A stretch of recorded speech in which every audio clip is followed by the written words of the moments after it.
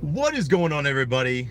So it's a warm day in Sydney today, so I'm just kicking it in my singlet because I'm going to be here for a while, so I need to get comfortable. Now, what I've done today for you all, it's between Christmas, and I know some of you don't celebrate Christmas, but yeah, look, I call it Christmas because that's what it's been called ever since I was knee-high to a grasshopper, which isn't very tall.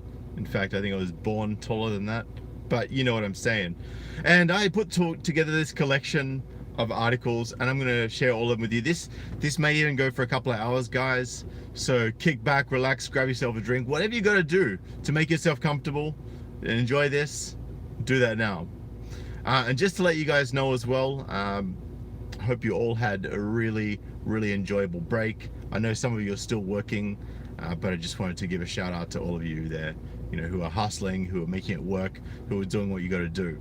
In case you're wondering why I got these cans on today instead of my usual without, it's just because I've got the aircon blowing on the phone so that I can actually go for a while without it heating up and shutting down and causing all sorts of chaos, because obviously the car and the aircon causes noise in the mic, and I'm just trying to make the experience better for you guys. Anyway, without any further ado, I'm going to get into it. So this collection of articles, oh my goodness. We have got pussy passes, we've got women murdering other women, then blaming the dead woman for it. We have got women stealing charitable donations from the people who need it the most. We've got women denying fathers access to their own damn children over Christmas. We've got the stats on working women increasing, and of course those working women are single. We've got women trying to set their partners on fire for not being excited about their new jobs. We got all sorts of nonsense and fuckery going on. Criminal behavior, kidnappings, breaches of international laws, and this is just women threatening their own mother with knives, and this is just all in the last week. So buckle in for this bad, boys. And guys, just let you know, and by the way, thank you to Chronicles of AJ for having me on your stream the other day, and also Reverend 20 Piece. I actually don't know which one of your channels it was on, but for those of you who don't know, I joined in on Reverend 20 Piece and Chronicles of AJ's channel, whichever one it was, on Christmas Day to do a bit of a Christmas stream for you guys. I was on there for about an hour and a half. So, you know, I just wanted to share some love with the manosphere.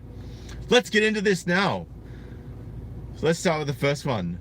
More than 1,000 women were spared jail in 2018 after attacking police officers, as number let off with a fine doubles in 10 years.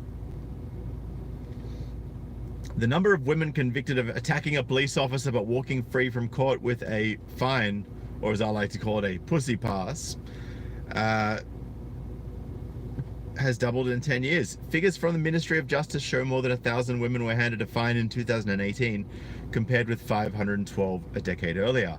Often the punishment meted out to yobs who punched, spat at or bit an officer was less severe than those handed down for not having a TV license. So basically, if you don't have a TV license, you're going to get in less trouble as a female for attacking a police officer than not having a TV license. That's essentially the message that the authorities are putting out there by pandering to this gynocentric bias. So yeah, average fine of $146 for an assault conviction on a police officer, compared with £175 for those hauled to court for not paying their license fee. I'm not sure if I just said dollars and pounds or pounds and pounds there, but you know what I'm saying. It's all pounds. Over the same 10-year period, the number of women jailed immediately after being convicted of assaulting an officer tumbled from 224 to 159 last year, a drop of almost 30%, while the average prison term has fallen from 10 weeks to 8. In total, 3,063 women were convicted of attacking police officers last year, almost 60 a week. Many received community sentences or other non-custodial penalties. Critics said that despite the government recently doubling the maximum prison sentence for assaulting emergency workers on duty from 6 to 12 months, more needed to be done to stamp out the problem, aka holding women accountable. Now let me show you this thought. Phoebe Park, 25 years old, from West Horton. Can't have whore without West Horton without whore. From West Horton, Bolton bit a policeman and attacked 2 bouncers on November 17. She'd knocked back 10 pints of lager and vodka shots before attacking 2 bouncers and biting a policeman, and she's been ordered to pay them compensation at a rate of just £5 per week. Check this hoe out. Textbook, right? Textbook.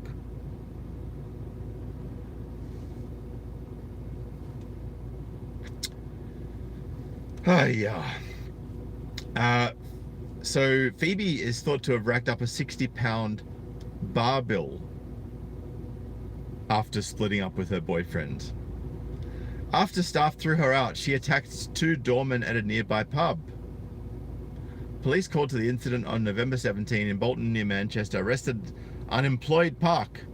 So an unemployed thought who's got plenty of money for tattoos, plenty of money for lip fillers, plenty of money for alcohol, but she's unemployed. Which means that guys have been paying for everything for her, and then she's been attacking the guys that are there to keep her safe. Classy. At Bolton Magistrates Court, Park from West Horton, Bolton admitted assault and was ordered to pay damages of £400, including £50 to the police officer, but was given almost 2 years to pay due to her limited means. Oh, poor Didham. Maybe her Cash App donations can pay for that.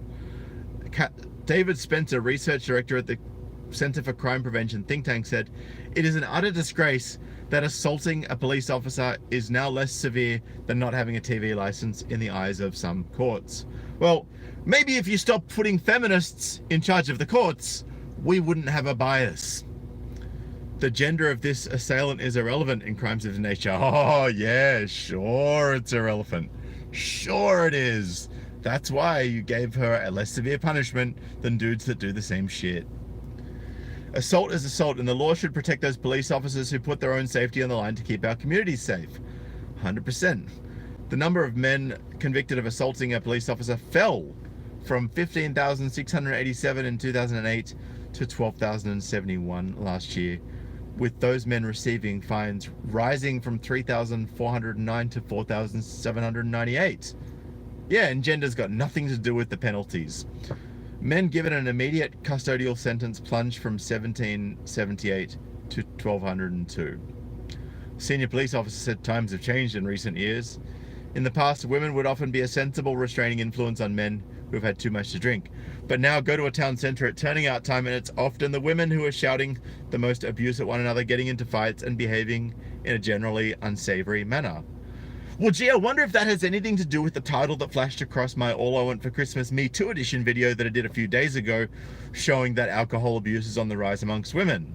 I would posit yes, because alcohol and drug abuse is amongst the highest predictors for domestic violence assaults. So if women are drinking more alcohol and taking more drugs than ever before, and we're seeing a rise in assaults on police officers and bouncers. Guys, can you see a pattern here? Can you see a pattern? Is this just me? Or can you guys see it as well? Because either I got X-ray vision, or you guys are blind motherfuckers. She is considering doubling.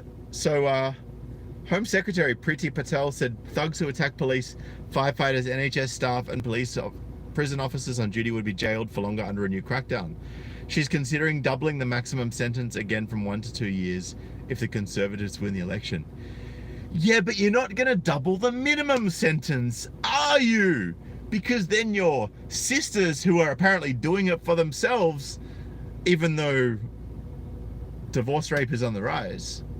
And by divorce rape, I'm actually using the correct term of the word rape, because there's a few different contexts, and I'm not talking about the sexual context. Go and have a look at the dictionary YouTube censors if you're thinking about banning this video for using that word like that, because my usage is correct. God damn it. Anyway, I'm going to skip on to the next article for you guys. By the way, if you guys want me to read out anything, or if you've got a question for me, drop it in a super chat, even if it's only $1. It doesn't matter. It's just because obviously there's lots of comments and I can't respond to all of them. Otherwise, I'll spend my whole video just talking to you guys instead of actually giving you this content. Former Oxford University medical student 27 has been cleared of raping a woman who was 8 or 9 out of 10 drunk and passed out at a party. And for the gentleman who just asked if I work out, I actually don't work out, but I have started to work on increasing my testosterone levels through eating the right foods.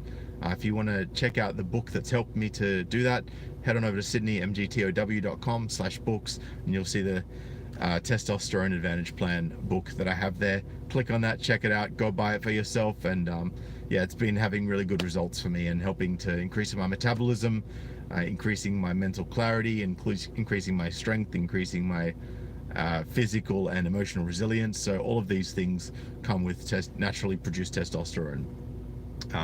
I would suggest against injecting testosterone. There's way easier ways to get it, even if you're 50 or 60 years old. And some of those ways you can check out testosteronevalley.com also. And thank you to Black Eagle, who sent me a Brave BAT tip. It's a cool system of supporting content creators indeed. So for those of you who have Brave, you can actually go to your favorite content creators' websites or YouTube channels, and if they've got Brave publisher rewards set up, next to the address bar on the right hand side, you'll actually see a little triangle, and you can actually donate to your creator directly via crypto from that site. Anyway, a former Oxford University medical student hugged his family after he was cleared of raping a woman who was 8 or 9 out of 10 drunk and passed out at a party. Niall McPaul, who'd been on trial for allegedly raping another Oxford student while she was asleep after drinking a bottle and a half of wine at a college party, smiled broadly as the jury delivered its majority verdict, clearing him of rape, which he had strenuously denied. And do you know why he strenuously denied it? Because he didn't do it. And why the hell would you not accept that you've done something that you haven't? Which is why, by the way, if you're ever in family court, you should never accept an AVO under the false because they'll say, well, if you accept the AVO, then we can move forward and you know you might be able to see your kids. Bullshit. That is a weapon to hold you further away from your kids, because that's always going to hang over your head, even if you accepted it just to see your kids. So stay the course, men. So the woman claimed she had told Mr. McPaul, who was then aged 24 years, to stop when she realized he was raping her, and he had then said, "Oh no, this is really awkward." So the woman's like, "I woke up and he was raping me, and then he said, oh no, this is really awkward because I got caught raping you." Bullshit, woman. You got caught out. You're a liar. And if you weren't a liar, I wouldn't call you a liar, but you are a liar. And do you know why you're a liar? Because you lied. His family sobbed in relief from the public gallery, and the shocked 27-year-old wearing a striped shirt was embraced by members of his emotional family and friends, all keen for hugs of congratulation. Mr. McPaul had first met the woman, who cannot be identified for legal reasons, through friends at a party which students at the University of Oxford had thrown, the court heard. The pair stayed up all night to watch events unfold online during the US election on November 8, 2016, when Donald Trump beat Hillary Clinton in a shock upset. Although she had later told friends she thought he was attractive, the jury heard she had decided he was off limits, quote unquote, under the terms of her open relationship with her boyfriend. Oh, the plot thickens. So she had a boyfriend, which I am going to suspect, although I can't confirm without knowing for sure, I'm going to suspect that that was a significant contributor in which she was trying to avoid accountability for sleeping with someone else. It goes on. Despite this, she told police how the two had met at a party in February 2017 when they had kissed and exchanged some messages over Facebook Messenger after McPaul had left to go home. So just to let you guys know, right, this article is from 19th of December 2019. So they'd met at a party in February 2017. So almost 3 years ago, where they kissed and exchanged messages over Facebook Messenger. So they've got a long-term intimacy going on, right? And she's now got a boyfriend. On the morning of the alleged rape, April 22nd, 2017, the complainant had allowed Mr. McPaul to stay over from the previous evening. So she'd allowed this guy that she had sexual intimacy history with for almost 3 years with to stay over. Yes, she did. And they'd shared a bed in which they had cuddled. So she admits that also. Mr. McPaul, a keen charity volunteer, had worked for the Sex Expression charity, where he taught children as young as 12 years about healthy relationship and consent in sexual encounters.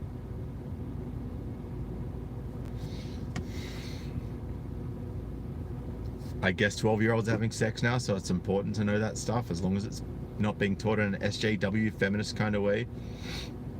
The court heard he had said, "I have taught about consent. I care about consent. It is something that I know. I have lots of friends who work in that area. This whole thing has sort of bothered me a lot." The jury was told that the alleged rape victim had posted in a Facebook group naming Mr. McPaul as her rapist, without conviction, by the way, trial by court of public opinion, as a rapist to almost 3,000 members, most of whom were anonymous strangers she did not know. So that means they didn't know that she was a lying, manipulative attention seeker. In a post which began with the letters TW meaning trigger warning, the alleged victim had claimed that a man who she initially named as a friend of a friend had raped her and added, "I find it terrifying that he is going to be a doctor. He thinks it is okay to have sex with someone who is drunk/asleep without a condom as well." So what you're saying is you let someone who's going to be a doctor cream pie you, and then you didn't want to get in trouble with your boyfriend, so you told everyone that he raped you, even though he didn't. Which is why a mixed jury of males and females have not convicted this gentleman of rape. Even though if there was any sort of evidence leaning to suggest that he had done it, he would have been convicted for sure. She added, "I have spoken to 2 of my housemates, and he is officially disinvited from future parties. Oh, I bet he's just shaking in his boots about being uninvited from a lying thoughts parties." He did not seem to think that it was that bad at all. Because it's not, as I just said, I am honestly not that upset, but I feel like I should be.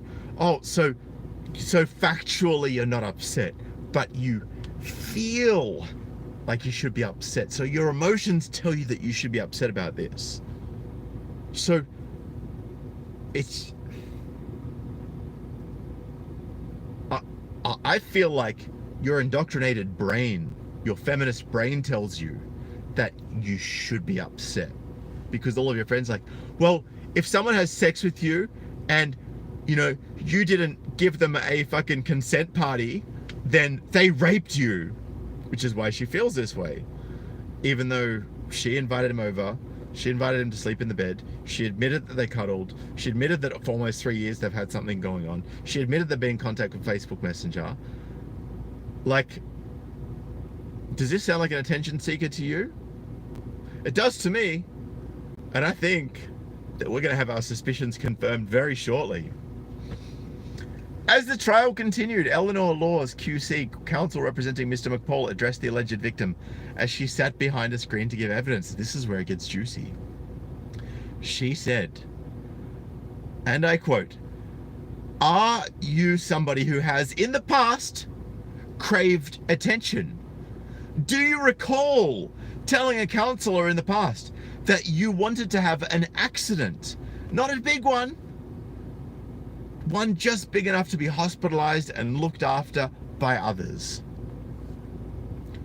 The woman confirmed she had told a counselor that. The defense lawyer took the court through the events of a few days after the alleged rape in 2017, when the alleged victim had gone with the dean of the university, who she had described as Bay in text to friend afterwards, to a police station to make a complaint about Mr. McPaul. Wait, so the dean of the university was your Bay, and you went with the dean of the university to make a complaint about Mr. McPaul? Wait, could the dean of the university have been a feminist female, perhaps, who was your Bay? Look, I don't know. I'm just speculating. I'm just saying these things could be possible. They're not impossible. Mr. Laws alleged the victim had contacted one of her friends and told her not to mention to police that her tights had been left in the kitchen, where she had been consensually kissing Mr. McPaul when she spoke to police, because it might sound a bit frivolous. Wait. Don't mention to police that your tights had been left in the kitchen. So don't mention to police that the tights that you were wearing that were covering your vagina up until you took the tights off. So don't tell the police that you took your pants off in the kitchen before you went to the bedroom. Is that sounds to me like that's what's being said here. I mean, last time I looked, it was illegal to leave out essential information in a case, but, you know, perjury laws, hey, you're a female, so, you know, it must have just been, you had a hard upbringing, so we'll cut you some slack. We won't punish you for lying. The lawyer also claimed that even before giving her video interview to police, the victim had been messaging friends over WhatsApp and Facebook Messenger to tell them that Mr. McPaul was going to be arrested, giving the date and time. So she's telling her friends what day and what time he's going to be arrested, because she already knew that when she told the police what she was going to tell them, that he was going to get arrested, because vagina. It was also put to the woman that she had sent a number of people a photograph depicting mugs with a number of medical students' faces on it, one of them being Mr. McPaul. So it's either mug shots that she's photoshopped their faces onto, or they're mugs that she drinks from that she's gotten the faces of people that she's fucked put onto, which I'm guessing is more likely to be the case. So here we go. The victim said she did not think it was funny, and then interrupted the defense counsel to address Judge Maria Lamb directly. She said, "I'm sorry, I've just really had enough. Honestly, I feel like you can say whatever you want, but I just don't want to be here anymore." So she didn't like the fact that she got called out on her lies, got called out on being a thought, and she's just like, well, now that I've been caught out and I don't have the upper hand, I don't want to be here anymore. Because if I'm the one that's going to get punished instead of him for hurting my feelings and not allowing me to have a scapegoat for cheating on my boyfriend, then I don't want anything to do with this. Sorry, sweetheart. You're the prime witness in this case. You've got to stick through it. Judge Lamb thanked them. Here we go. Today the tension was clear as the jury, which was given a majority direction, returned to the courtroom to give their verdict. Judge Lamb thanked them for their time, adding, "These cases are never easy. I want to say thank you on behalf of the court for the part you've played in the criminal justice system. Mr. McPaul of Oxford was acquitted of 1 count of rape and left the court without making any comment. Asked for his reaction to being cleared, he said it was too early to speak." But of course his name's still going to be on the record for life, even when he becomes a medical practitioner. So his career's already kind of half ruined. Next article I have for you guys. Let me scroll through these bad boys. Oh yeah, this is a juicy one. And I probably shouldn't have used juicy in the same sentence as the title of this article, because it's kind of messed up, right? Woman spared jail despite biting partner's scrotum and force-feeding him chlorine.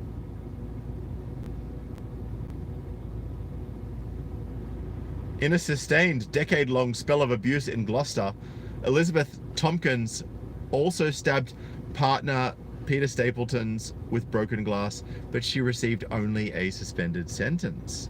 Of course, she didn't get put behind jars. She just had it suspended so she could be out free in public. A woman who force-fed her partner chlorine, bit his scrotum and stabbed him with shattered glass has escaped prison.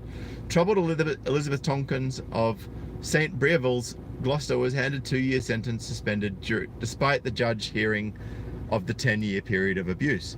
So she was abusing this guy for 10 years, and then she bit his scrotum and tried to force feed him chlorine. But she got a suspended sentence because jail time's too rough for someone who's being abused, being physically and violently abusing a partner for 10 years. That's way too rough for a woman, right? The judge at Gloucester Crown Court. Here we go. The 51-year-old jabbed a broken glass shard into her Peter Stapleton's neck as he was forced to barricade himself into his room, but she walked free from court. The judge at Gloucester Crown Court said he felt both she and her boyfriend shared the blame for their toxic relationship. Of course, because she would have said, oh, he's abusive, so I was abusive, and that just means that he doesn't need to prove that he wasn't abusive because he's already deemed to be. At an earlier hearing, the court was told that over the last decade, Tompkins had poured chlorine down partner's throat, hit him with an iron, a hot one presumably, and sunk her teeth into his genitals. She had spent the last 4 months in custody on remand, a factor which the judge said he took into account in deciding to suspend her sentence rather than pass an immediate custodial term. Well, she's already used to being in jail, so why not just keep her in there? Prosecutor Janine Wood told the judge yesterday that Mr. Stapleton has now moved out of Ms. Tompkins' home. Well, I guess she's going to have to pay her own bills now, isn't she? Now for a bit of a sadder story, and this is something that is unfortunately quite a common occurrence over the Christmas season. 36-year-old dad killed himself when his ex-wife wouldn't let him see his own children for Christmas. And he is a fellow ginger like myself. That's the guy. You can tell he's a good guy. You know, you can tell his ex-wife is not a good girl, good guy, good they, them, their, whatever. Jamie Bull, 36, was found dead in his flat by dad Jim and stepmom Nicola. His girlfriend, Stephanie Clayton, told an inquest in Barrow-in-Furness, Cumbria, that her boyfriend's struggle with mental health issues worsened at Christmas when his ex-wife stopped him from seeing his kids. Miss Clayton said it was the #1 reason he was feeling the way he was. The inquest heard Mr. Bull, a dad of 3, had struggled with mental health issues but was good at hiding it. His brother, Chris, said, "It's miraculous that someone who's in that much personal and mental turmoil themselves can selflessly help others in the way he did." It's not really that miraculous, that's just men. Jamie's family were also highly critical of an incident in October 2018 when he was detained by police under the Mental Health Act. His stepmom Nicola Bull said, "We sat with him in the A&E with 2 police officers from 8 a.m. until, what was it? It's just skipped. 8 a.m. until 6 p.m. The inquest heard there'd been no mental health beds available, and so Mr. Bull had to wait in A&E until a doctor arrived. On Tuesday, March 5th, Mr. Bull, described by his brother as a great guy who loved helping others, had an argument with Miss Clayton. His family became concerned for him and went round to his flat in Biggar Garth. He was found hanged, and despite his dad Jim's attempts to resuscitate him, he was pronounced dead by paramedics. North Cumbria Integrated Care NHS Foundation Trust, which is responsible for an acute mental health service when Mr. Bull was detained in October 2018, carried out an investigation after his death which highlighted a number of lessons to be learned. The lesson to be learned is don't let women keep fathers away from their children. That's the lesson to learn. How freaking hard is it? It's pretty hard for feminists because that means they have to give up their power and control, which they claim men have all of.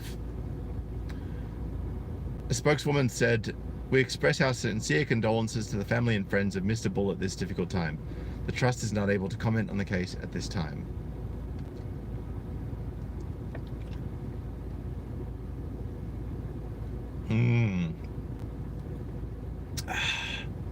Pure Australian water. Yeah, boy.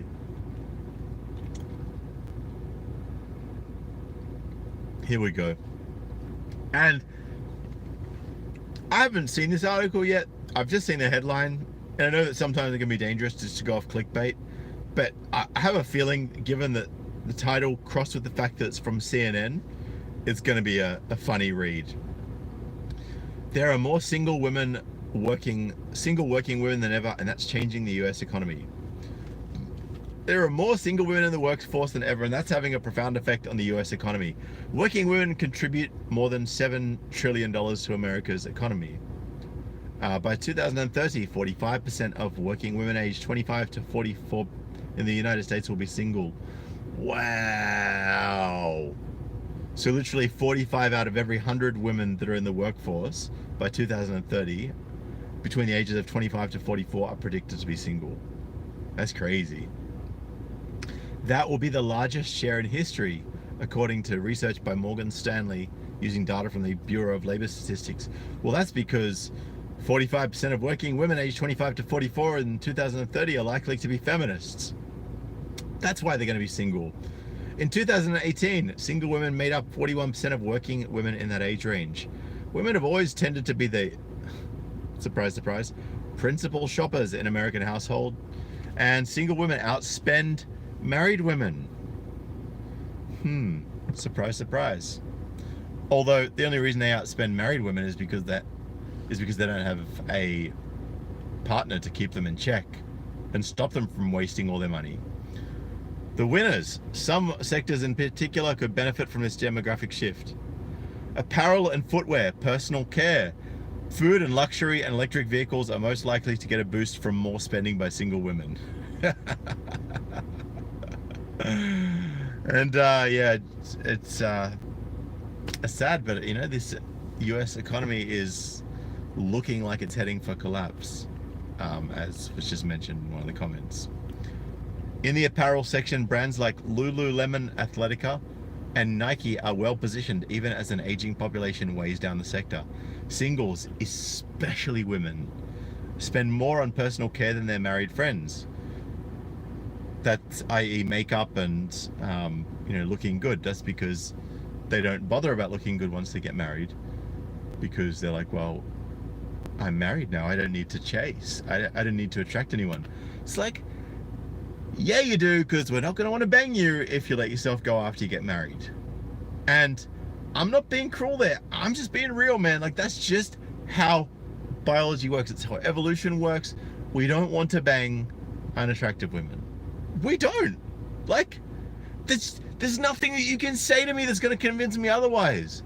Sure, there's some guys that will bang unattractive women, but the reason for that is because they don't have any other options. They're not alpha males, they're beta males.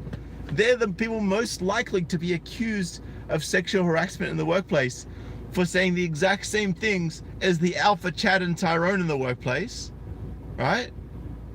But the unattractive beta males are the ones that get the Me Toos, right? Whereas Chad and Tyrone gets the pussy, right? It's crude, but it's just real. It's how it is. There's no denying it. We see it time and time again. If you think I'm wrong, watch what happens in the workplace. Tell me I'm wrong. Come back to me and tell me I'm wrong after you've made your observations. America's departure from the traditional family model also means more business for fast casual restaurants like Chipotle, Mexican Grill, and Starbucks, which means that you're going to see more single thoughts at Starbucks, and you're going to see more fat people, particularly females. Because as men are reclaiming their masculinity, you know, their masculine traits by doing what it takes to actually foster those, as men are going to sites like what I've created, testosteronevalley.com, and getting the natural tips to increase their testosterone and increase their metabolism and all of these great things that help you to actually become really strong, masculine, and have great physiology.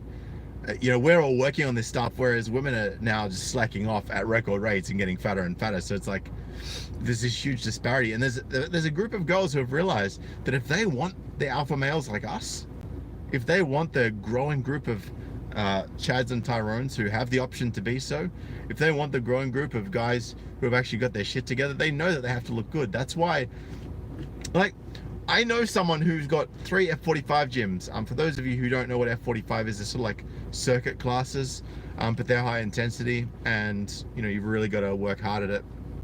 If you eat before it, you probably will throw up or become very close to it. But 95% of his members at his gyms are female. Let that sink in. But see, the thing is, these ladies, they don't actually understand, in many cases, nutrition the same way that a lot of us men are starting to understand it, which is, you know, what I found in the Testosterone Advantage plan, which I've got at sydneymgtow.com/books, where it talks about what men need in terms of their diet to get the best physique possible with the minimum amount of work, and how they can actually support an even better physique through utilizing that diet to fuel themselves to get the outcomes they want. But you know, women are going for a lot of aerobic exercise, and who do quite often find it a little bit difficult to shake that gut, to shake that they still have a little bit of a tummy, even if they're fit, they run 10 kilometers a day. It's still tough. And I just had someone say, Studio Cottage said, at my gym it's 90% men. Well, you probably do have a lot of weight training going on at your gym, which is the case, whereas and what I'm finding as well is a lot of wow, that's really interesting. I just realized that what I'm finding is a lot of guys who are at the gym are actually doing weights training, which is what it takes to build your testosterone and your muscle mass. Whereas a lot of women, even if they do a little bit of weights training as part of a circuit, they actually like classes because they can be given instruction and told what to do and told how to get fit, right? Because they haven't actually learned how to do it themselves. And even if they have learned, they don't have the discipline to do it themselves. And yes, there's exceptions either ways with both men and with women as well, for sure. No, 100% that's true. But yeah, I'm noticing that trend more and more now. So yeah, more aerobics, which is going to leave them fat in the long run once they stop the aerobics. More drinking, more drugs, more tattoos from women, more bad behavior. Just keeps going on. I'll get back it. You know what? I love going freestyle on these things. I love I know I sometimes just read the articles out, but I love freestyling and jumping into the middle of this, and you know what I'm saying. You know what I'm saying. You guys have been around long enough to know how I roll. So finally, Morgan Stanley expects more women will buy more cars in the future than they do now. At the moment, men represent a bigger group of buyers, but over the time, the male-female split of auto buyers will even out, which could give sales a big boost. The bank's top pick in the segment is Tesla. I'm going to agree with that because Tesla's the brand, right? And all the girls want to be like, oh, I got a Tesla. Look, I got a Tesla. And all the girls are like, oh my God, you're so lucky you've got a Tesla. I want a Tesla. That's the kind of mentality. Beyond lipstick, but single working women don't just buy lipstick, cars, and yoga pants, although they do buy a lot of them. Low-income households, which are more likely to be headed by women, spend 82% of their budget on basic needs like housing, food, transportation, healthcare, and clothing, said Lauren Bauer, fellow in economic studies at the Brookings Institution. In comparison, middle-income households only spend 78% of their budget on basic needs, according to a report from the Hamilton Project. So, basically, if a low-income households are overwhelmingly dominated by a single mother, is basically what they're saying. Middle-income households, that would essentially tell me that both partners are in the household raising kids or not having kids. The proportion of single women in the workforce is likely to grow as more women get bachelor's degrees. Interesting, because the women with bachelor's degrees are almost always feminist, particularly in criminology and psychology and sociology and gender studies and philosophy and pretty much any other arts degrees that don't have a practical purpose in the world. And we don't want anything to do with feminists. We are, say it back to me, guys. I will say no to feminists. I will say no to feminists. I will say no to feminists. Say it back 3 times to yourself. Because did you know that when you repeat something 3 times, it's more likely to stick? I will say no to feminists 3 times. That's why I'm doing the video here. Just say it to yourself. So they'll likely, the proportion of single women in the workforce is likely to grow as more women get bachelor's degrees, marry later, and wait until they're older to have children. About 80% of single women between the ages of 25 and 54 are working or seeking employment, Bauer said. And as the workforce changes, corporations will have to rethink how they can support employees. One of the biggest barriers that remains for female workers is access to childcare. We have to talk about releasing the pressure on the household, said Pam Jeffords, partner and diversity inclusion leader at PricewaterhouseCoopers. So she's a feminist. And this means for employers to think about care, both for children and parents, as a condition for employment rather than a benefit. Organizations need to stop assuming that there's one kind of traditional family unit that needs one kind of support, Jefford said. Yeah, whatever. Fuck off. I just don't have time for these diversity and inclusion, gender studies thoughts. No time for them at all. I'm done. By the way, good to see you, Pity God 99, one of my faithful mods. Thanks for always being in the streams, man. As well as all you other brothers that are here today. I'm just rolling with this. I'm gonna go for a couple of hours here, you know, so if you haven't grabbed yourself a drink yet, grab yourself a drink, kick back, relax. If you want to ask a question, drop a super chat, even if it's only $2, or if you just want to, you know, share some love in the chat, $1. paypal.me/Sydney MGTOW if you want to donate on PayPal. Oh wow, this one is a ripper. Arizona woman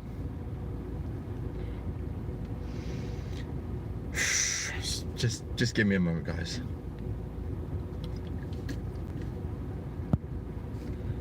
Arizona woman tries to set boyfriend on fire for not celebrating new subway job.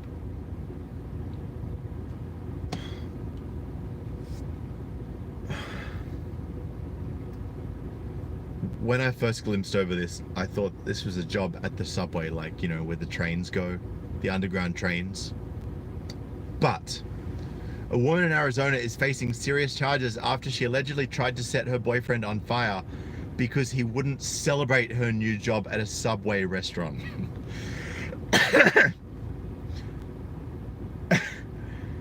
So, at the age of 46, she's finally got the prestigious role of sandwich maker at a subway restaurant, and she's tried to essentially kill her boyfriend in a bloody painful death because he was not that excited about it. Kathy Jones, 46, was arrested on 1 count each of aggravated assault and a deadly weapon and criminal damage for the December 11 incident. So this is in our Christmas month, by the way, just letting you know. Jones told police that although she had no memory of committing the allegations, she did recall being angry so that the victim wasn't interested in commending her for her new job. Jones had imbibed 2 Smirnoff Ice vodka drinks and 2 drinks with rum, according to the charging documents. She's being held on a $15,000 bond. So I'm just going to share this photo with you first before I cut sick on this, all right? This is her photo. 46-year-old who just finally got a job as a sandwich maker at a Subway restaurant.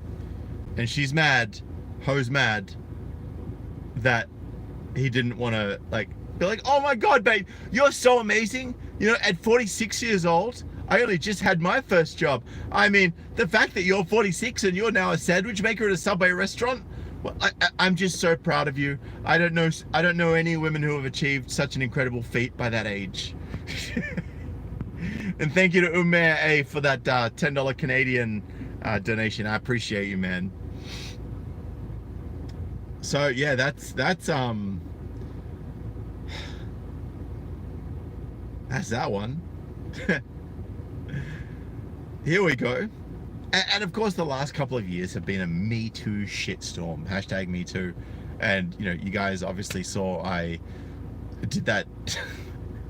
Soz Aussie MGTOW, man. Go, Aussie MGTOW, man. You know what Aussie chicks can look like? Come on. Don't tell me like you haven't seen worse before. Don't tell me like you haven't seen worse before. So, New York Times. They said hashtag Me Too. Now they're being sued. A growing number of men in China are using defamation lawsuits to counter claims of sexual harassment. Women are thinking twice about speaking out. In a small courtroom in Beijing, supporters of Wang, and I apologize to my Chinese brothers that I'm mispronouncing these names, all right? You know, obviously I don't speak Mandarin, I don't speak Cantonese, I don't speak Hokkien, I don't speak any of the dialects, so I'm a struggle with pronouncing this shit properly, all right? So just bear with me, I appreciate you guys. Wang Kui, QI, Wang, I'm going to call it Wang Chi because it's easier. Wang Chi huddled together, awaiting the start of China's first Me Too trial. Ms. Wang had accused her former boss of sexually harassing her. I wonder what sort of monetary compensation she was trying to take.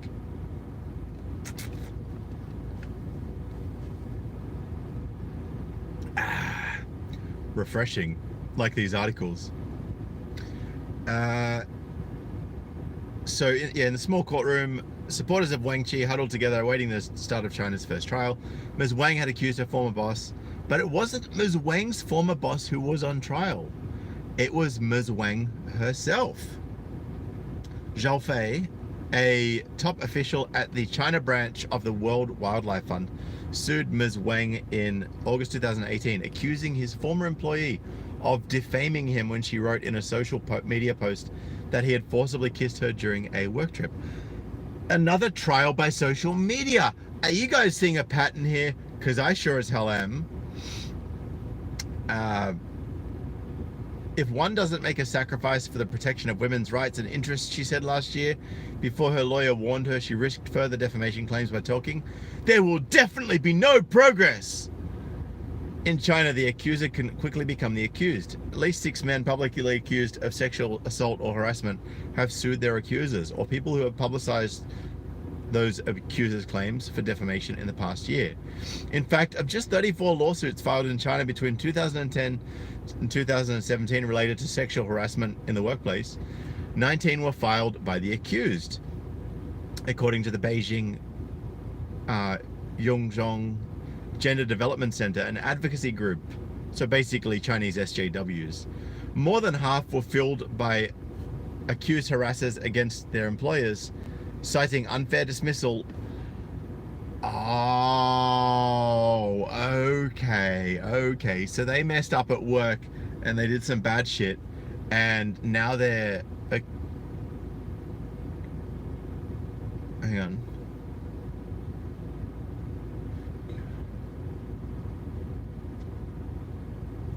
Yeah, so accused harassers, more than half were filed by accused harassers against their employers, citing unfair dismissal or harm to their reputations. In one case, a victim had to compensate her harasser, accused harasser, alleged harasser, not necessarily harasser. And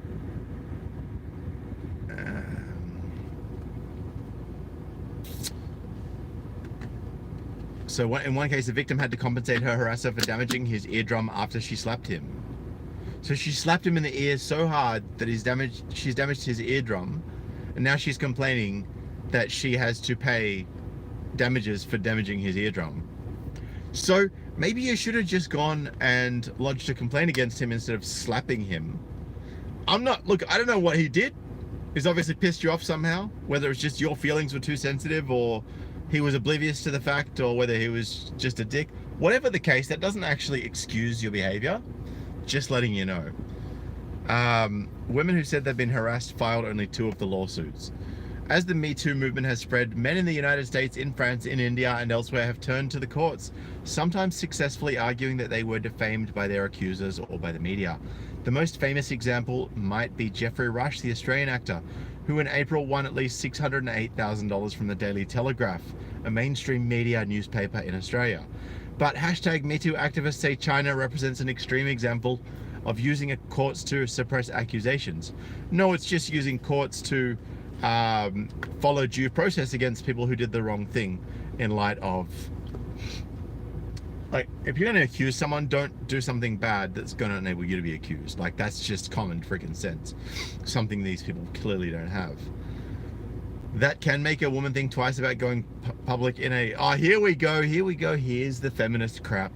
In a highly patriarchal society that often shames women for speaking out, the activists from the Gender Center say.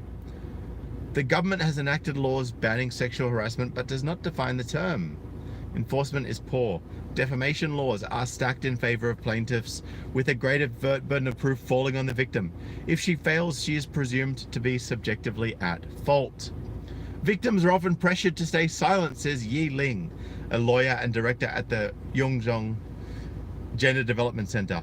Our entire society is still biased and stigmatizes victims of sexual harassment, she said. Oh, patriarchy. By some measures, though, the Me Too movement has changed China. It's inspired dozens of women to demand investigations into bosses, teachers, and co-workers, and that's fine. Let the investigations take place, as long as you don't plaster them all over social media first. Online allegations of sexual misconduct were amongst the most heavily censored topics in the messaging platform WeChat in 2018. According to WeChat Scope, a research project at the Uni of Hong Kong, the hashtags #MeToo and #Woyeshi, or that's Me Too in Chinese, are banned on the Chinese internets. Good on you, Chinese government, for stopping these thoughts from throwing everyone under the bus without due course and a fair trial. And look, if someone has been sexually harassed or raped, whatever the case, fine. Like, if it's actual sexual harassment, because harassment is a sustained pattern of, persistent harassment, even against the will of the person being harassed. That's the definition. So if sexual behavior that matches that criteria is happening against a woman, then I oppose it. I don't think it's right, and I don't think it's right if that's done towards a man either, right? So I support genuine victims of sexual harassment, not, oh, I didn't like that he complimented me, so that's sexual harassment, so I'm going to destroy his career in front of everyone on Facebook without any recourse for him, because feelings. Perhaps the most famous example of a Me Too defamation suit in China is the one filed by Richard Liu, the e-commerce tycoon. Mr. Liu, the founder of the online retailer JD.com, is suing 2 Chinese bloggers for commenting on allegations that he raped a Chinese student at the Uni of Minnesota last year after a business dinner. That's American politics. Stay the fuck out of it. Seriously. Like, why is China getting involved in American politics? Oh, that's right. Orange man bad. Of course. Mr. Liu, who has not been charged with a crime because he didn't commit one, is demanding $436,000 plus legal expenses and an apology. Last year, Zhao Xiaoshuan became the face of China's Me Too movement after she accused Zhu Jun, an anchor for Chinese Central Television, the state-run broadcaster, of sexually assaulting her in 2014. Last year, Mr. Zhu filed a defamation suit against Ms. Zhao, describing her accusations as blatantly fabricated and viciously spread, and seeking about $95,000 in damages. Ms. Zhao countersued, claiming damage to her dignity and her feelings. In July, sorry guys, I've got an itchy nose. I apologize. I know you guys don't like it. It's just, I'm sticking it out here. Bear with me. Yeah, damn straight orange man honest.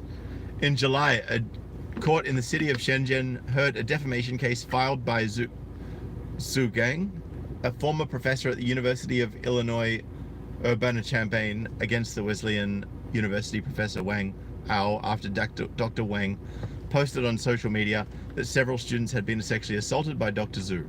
Dr. Zhu has denied the allegations, which his lawyer has said are defamatory. In September, Dr. Wang and 2 of Dr. Zhu's former students filed a lawsuit in Illinois accusing Dr. Zhu of rape, sexual abuse, and assault. So they're basically trying to destroy I'm not sure if it's a medical doctor or just a doctor by qualifications, trying to destroy a medical doctor's reputation by saying, oh, that doctor raped these students. I wasn't raped, and I can't actually vouch for the validity of these students' claims, but it happened because I said so, and I'm a gender activist. In September, the next month, the Chinese court sided with Dr. Zhu and awarded him more than $14,000, said Dr. Wang, who said he would appeal. Incidents often occurred a long time ago. Gee, I wonder why that might be. Could it be because it's harder to prove that things didn't happen after it's been a while? Incidents often occurred a long time ago, and victims do not retain the evidence, making their cases difficult to prove. Oh, victims don't have any evidence either, and it's a long time ago and harder to prove. What a surprise! Belinda He, who 9 years ago was a 21-year-old intern at a weekly Chinese news magazine, accused an older colleague of forcibly kissing her and taking off her clothes in a hotel room. Still, she did not make her allegations public for a long time. And I guess Monica Lewinsky accused a US president of forcibly kissing her and taking off her clothes as well. Not saying that happened, just giving you an example of the kind of context that I feel this falls into. I could be wrong. My feelings could be wrong, because feelings are often wrong. And that's why so much of this bullshit from feminist professors is just ridiculous. Anyway, look, this is all this fucking bullshit Chinese people me tooing each other. It's fucking ridiculous. Bit of a joke if you ask me. Oh, and speaking of Orange Man, did you guys see that a Canadian TV network, CBC,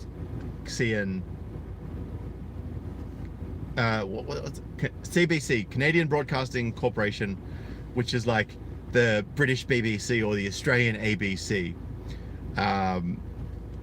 they aired Home Alone 2, but they cut the little snippet out where it had Donald Trump in it. So I'm just going to read you this first little snippet here, because I actually love just the headline of this, right? Because this is Donald Trump there on this side, but they've just cut it out to show only Macaulay Culkin. And it's interesting that Mr. Mackey or Mr. Mackay? Mr. Mackey says it could have been an instruction from Justine. Well, let me just tell you what the article headline says here. I bet two-faced Trudeau made the call. Outrage as Canada's national broadcaster CBC removes Trump's cameo from Home Alone 2. Of course they did. Of course they did. Now, let me just first share with you the definition of delusional. Right? DELUSIONAL. Delusional definition. Just so that the YouTube censors don't have a go at me for calling the women in this following article delusional. Just to be clear, delusional is characterized by or holding idiosyncratic beliefs or impressions that are contradicted by reality or rational argument, typically as a symptom of mental disorder, based on or having faulty judgment or mistaken. Example, their delusional belief in the project's merits never wavers. So now that I've clarified what the meaning of delusional is, so that I can't be rationally censored by people who may otherwise become delusional if they don't have the rational facts and definitions available to them that I just delivered, look it up for yourself, delusional definition, if you don't believe me. Meet the women who insist true love really is written in the stars. They're sassy and intelligent, yet they'd never marry a man with the wrong star sign. So they're sassy, they're intelligent, but I would never marry a man with the wrong star sign because that's all that matters in a relationship. But they're totally not delusional. And let's have a look at these ladies. How old are they actually, by the way? I'm just curious. Geez, they look a bit older than what it's saying here. Oh man, they're gonna end up having a lot of cats. Check this out. These are the sassy and beautiful women, or so they claim.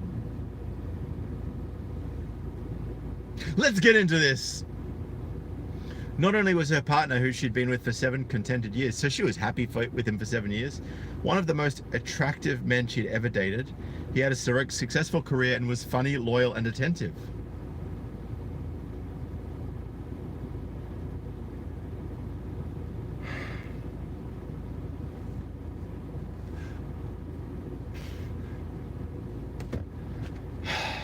I knew, just from the title of this and from the picture they had, that this was going to be cringeworthy, but I just didn't expect it to be this bad. I'm going to need a moment. So she's been blissfully happy with him for 7 years. He's one of the most attractive men she'd ever dated.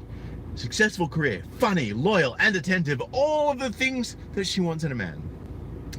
So when Ashvinda Bamra's long-term boyfriend dropped down on one knee, ring in hand, you'd imagine the then 26-year-old didn't hesitate in answering in the affirmative.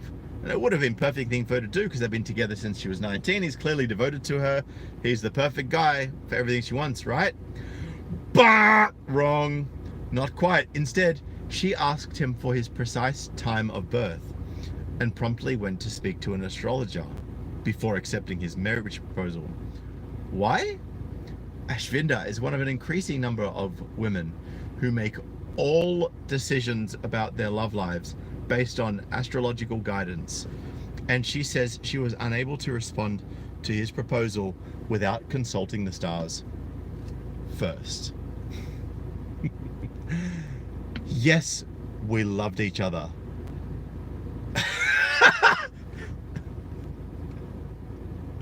Yes, we loved each other, says the now 41-year-old Ashvinda from Ealing, West London. But deep down there was something niggling me about our relationship.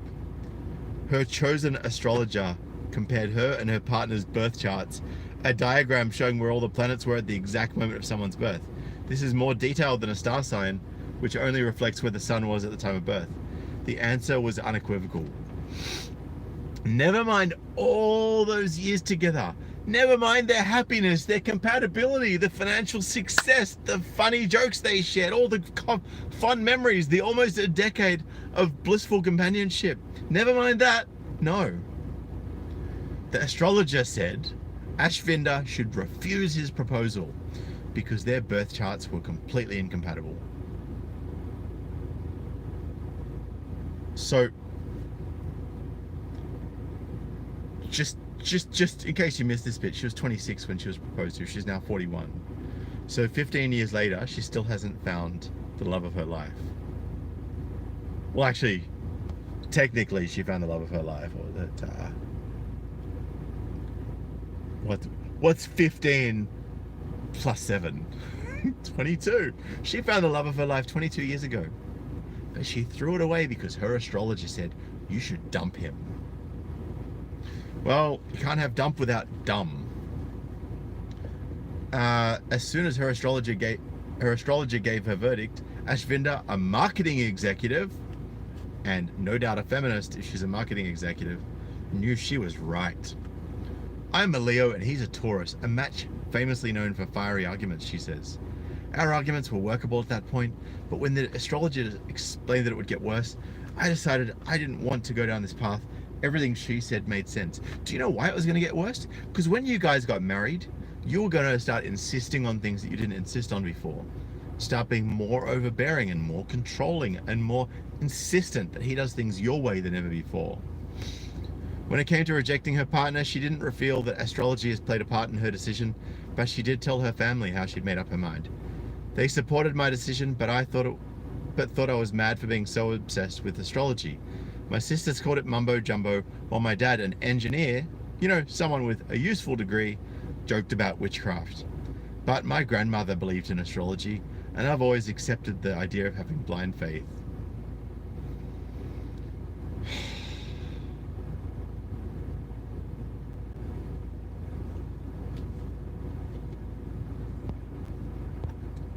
Ay. As for the future, well, I'm dating now. You mean riding the carousel as a walking egg cemetery, and find myself subtly trying to find out when my dates were born. I would love to get married and have babies, but I absolutely believe I made the right choice in saying no to my ex.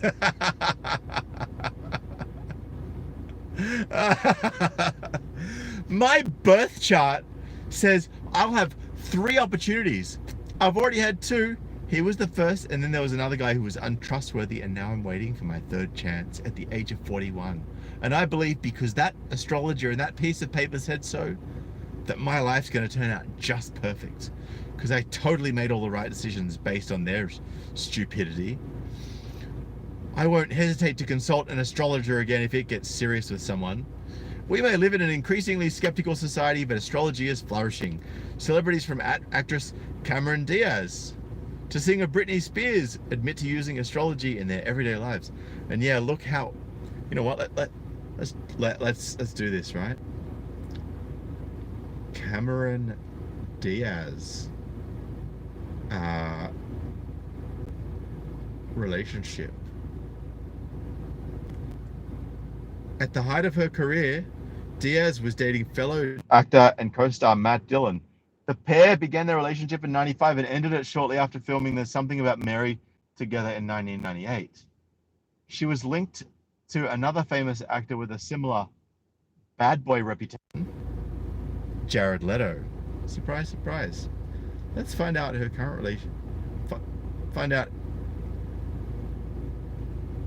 Cameron Diaz. Here's her boyfriend list. So there was... Oh, she's starting to hit the wall. Started dating May 2014, married 2015. Are they still together though? That's the kicker.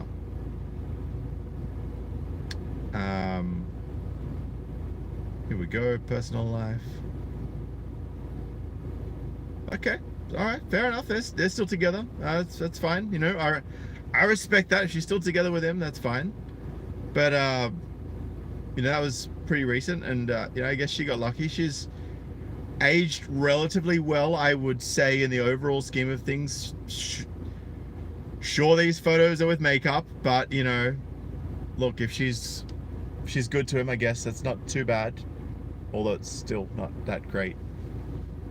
Whatever. Look, I'm going to get back to the other bit because we're going to get carried away with digging. But Britney Spears, I mean, train wreck, right? Choo-choo! Straight through that... straight through that train station wall. But yeah, you know, Britney Spears has totally got it together using astrology to dictate the path of her life. By the way, guys, if you haven't yet smashed that thumbs up, do that right now. Let's get this video trending. Just want other guys to understand that women are not all sugar and spice and everything nice. They are fallible. They do exhibit bad behavior. They do have several red flags which you need to avoid at all costs for your own sanity and for your own well-being.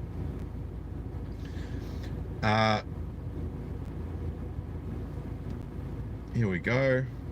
The industry is now worth an estimated $1.8 billion worldwide, with a growing number of apps and websites dedicated to horoscopes.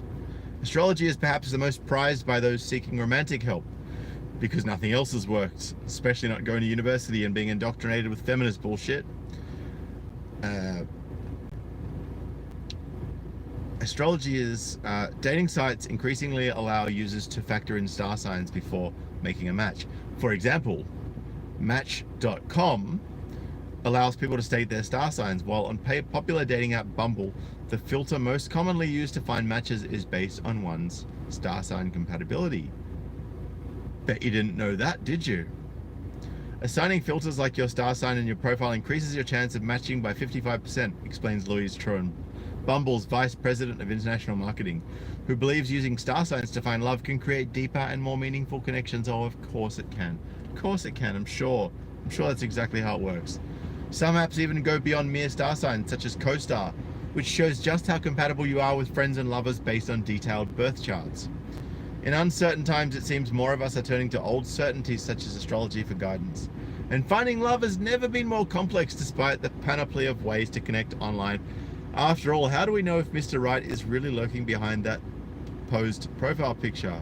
Oh, so guys, you know this chick that we've been talking about that rejected the love of her life based on an astrologer's advice? I'm going to show you a picture.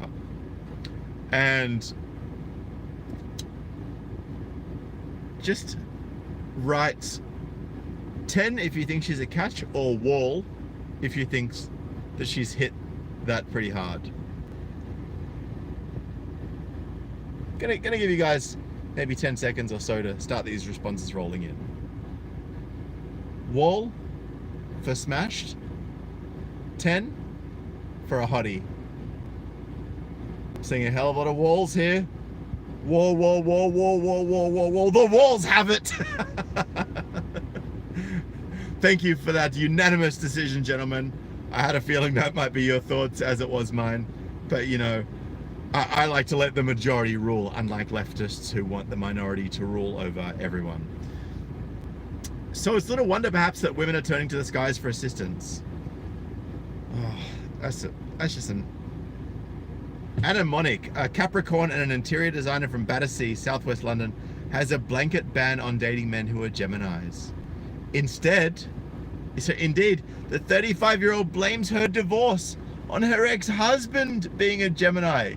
No, it had nothing to do with the fact that you guys weren't suitable partners for each other, or that, you know, the female in that relationship was so unreasonable that they would base their entire life on a fucking star sign.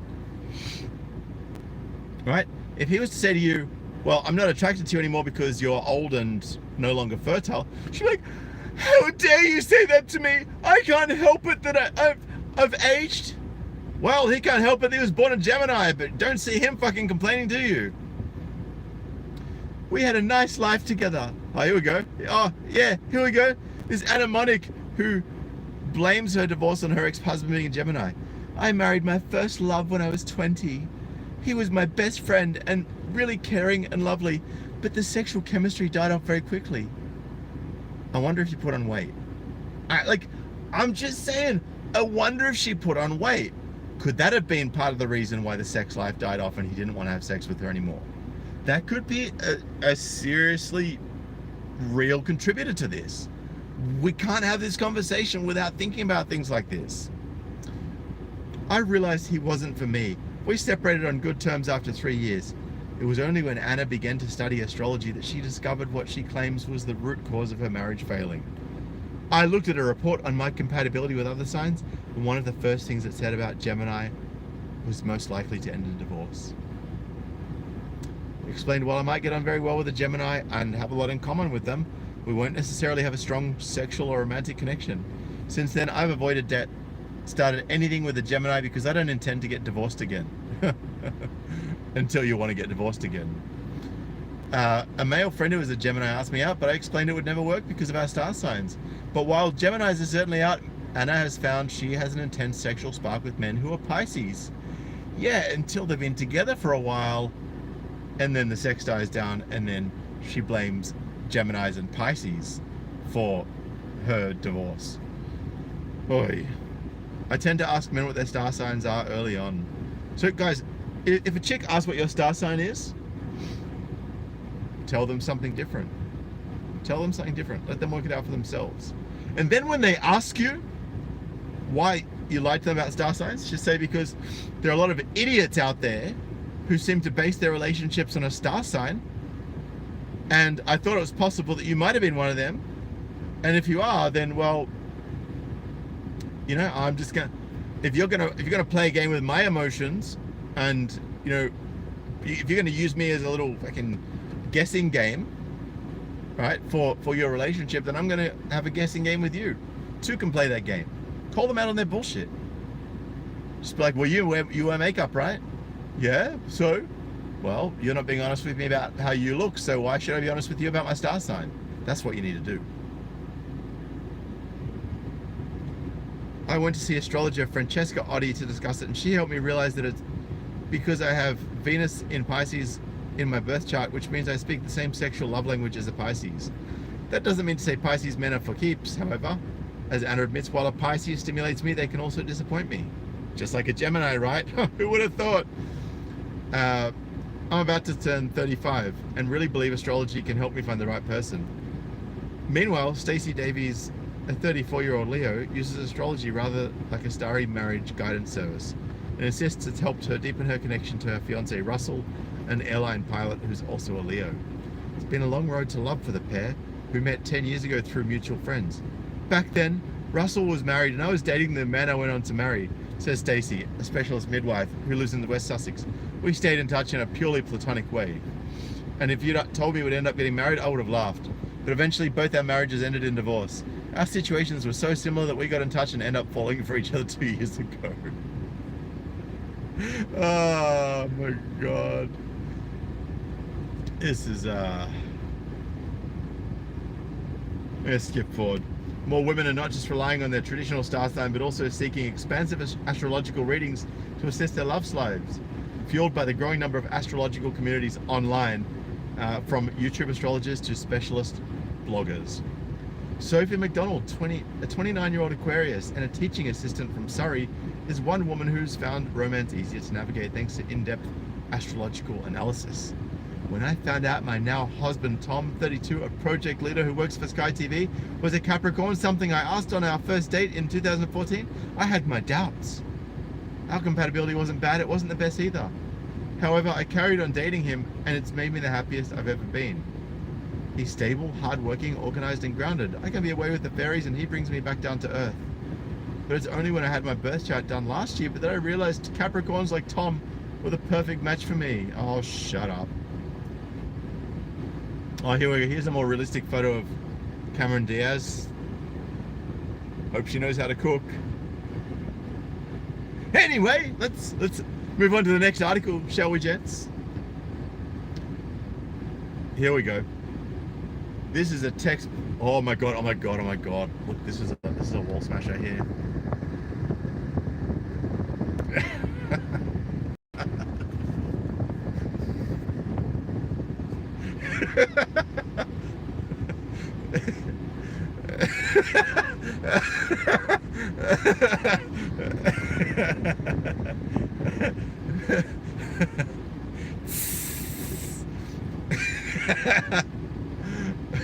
85-year-old woman opens fire on her 2 roommates, killing one and leaving chilling note at the murder scene reading, "She drove me to this," before trying to strangle herself with an electrical cord.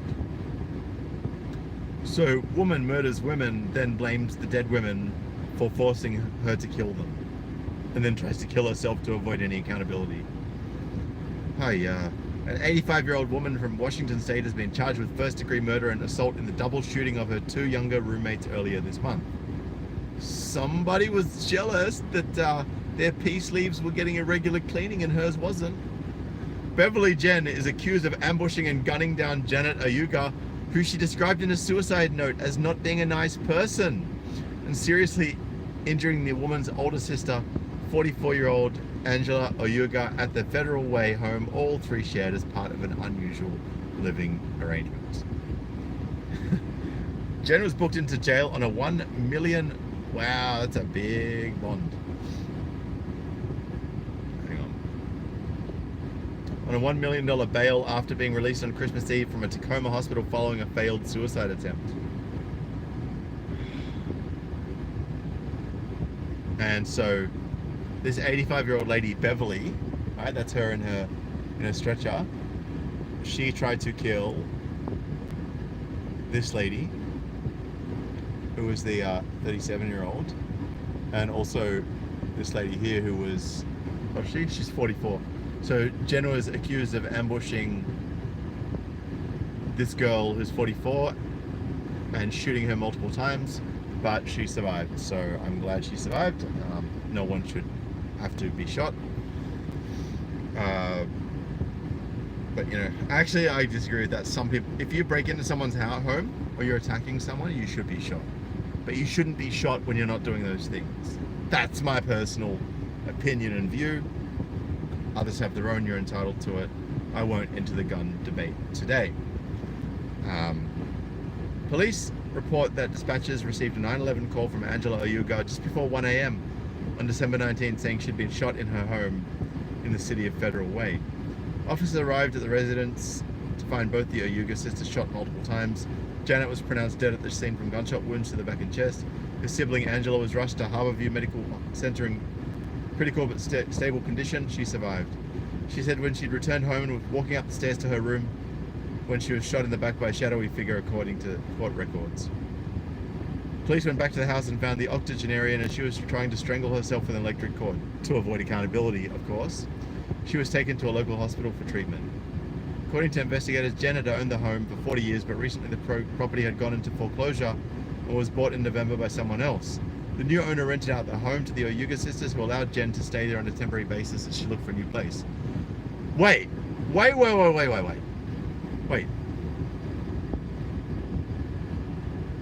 Let me get this straight. So this chick was in her 80s. She fell behind on her mortgage. The home was foreclosed on. Someone else purchased the home, rented it out to these 2 Oyuga sisters, who out of the goodness of their hearts let this 80-something-year-old woman stay with them free of charge while she was looking for alternative living arrangements. And this older woman tried to kill the 2 younger sisters, presumably so she got to be the one to stay in the house that got repossessed from her after she didn't pay her mortgage. And then she tried to kill herself because she realized she was going to get in trouble and probably wouldn't get to stay in the house. This is the level of logic of these crazy nut jobs. And thank you to the other $5 Canadian donation. Man, Amir A, I'm dedicating this video to you, brother, for being the only person to donate twice in an hour and 20 minutes and no other super chats. Come on, man, you guys have normally got heaps more to say. Think she'd get away with it if she was young and hot? Yeah, 100% she'd get away with it if she was young and hot, man. Thanks, brother. And my condolences, by the way, on your Prime Minister.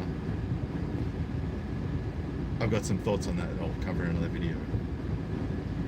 After the deadly shooting, police discovered a note tucked into a gun holster on Jen's 1977 Chevrolet Malibu, which said, "Janet was not a nice person. She drove me to this. Janet just pushed and pushed, and I couldn't cope anymore as I had no one to help me. I think she was getting ready to evict me, and I'm 85 and no place to go." Bitch! You were the one who was going to get evicted if they didn't give you a place to stay. They're the ones pushing you?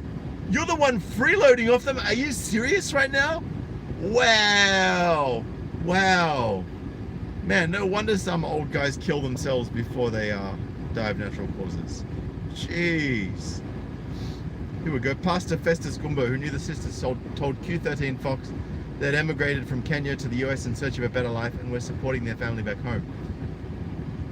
And I quote, "The African culture teaches you to extend grace to those who need it to support the needy." This sentence doesn't make complete sense. I'm just going to read it again as it is. "The African culture teaches you to extend grace to those who need it, support the needy, more so the elderly, the children and the sick," he added, referring to the sisters' decision to allow Jen to stay at the home while searching for a new residence. Jen's new court appearance is scheduled for January 6th. Meanwhile, Pastor Gumbo and other members of the local Kenyan community have launched a GoFundMe campaign so that Jane Oyuga's body can be sent home for burial and to cover some of her surviving sister's medical bills and living expenses. Good on you, Pastor Gumbo. What a guy. What a guy. Oh, here we go. This one was a good one. So, you know, we're increasingly pushing for more female police officers, more emergency service workers, more government service workers, because they all get paid more, of course, and that will apparently change the gender pay gap. But then, of course, the Workplace Gender Equality Agency that calculates the pay gap in Australia, that's paid with our tax dollars to do so, doesn't actually factor in public service incomes, which means that none of these women getting highly paid public service jobs will actually reduce the gender pay gap, which is why apparently it won't close until 2090 or whatever bullshit they're putting out there this time. Female police officer is slapped with a fine after being busted drink driving on Christmas Day. A female police officer in, what a surprise of all places, Melbourne, the SJW capital of Australia. Police officer in Melbourne, the eastern suburbs, had a not so merry Christmas after she was pulled over for drink driving on December 25. The sergeant recorded a blood alcohol concentration of 0.082, which is over the legal limit, after being pulled over for a random breath test in Box Hill at about 8 p.m. on Christmas Day. She's been fined $496 for drink driving and had her license suspended for 6 months. I mean, look, that was a really short article, so that's that. Guys, this one is just next level. If I don't get a thumbs up for this video, I never will. My goodness.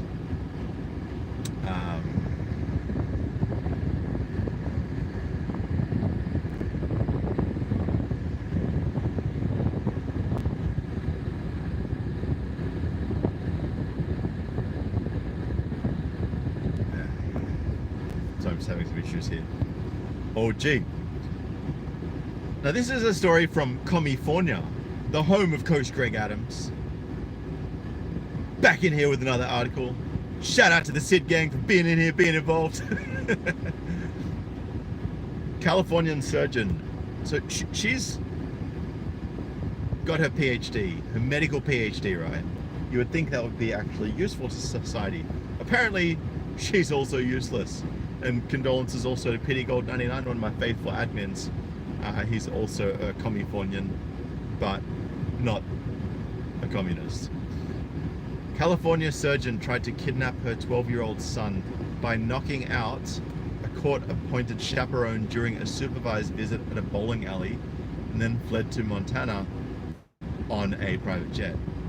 So let me just share with you a photo of this Californian surgeon. Californian no doubt feminist PhD holder. Wow. Guys, I'm going to ask for a variation on the old hot or not. Hot or wall?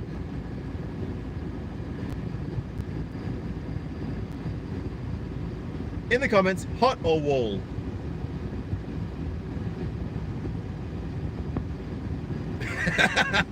Sorry about all the cracked screens. Sorry about all the vomit on your lap right now. Sorry about all the queasy stomachs. Hot or wall?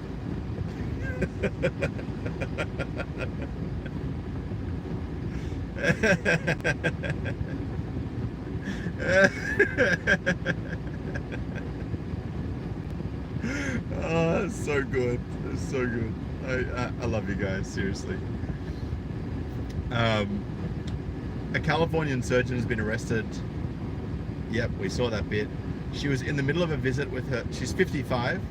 She was in the middle of a visit with her 12-year-old son shortly before 9:30 a.m. on December 8 in the parking lot of Zoto's Bowling and Beyond in Goleta, near Santa Barbara, when she began acting suspiciously, which caught the attention of a woman who'd been tasked by the court with supervising their visit.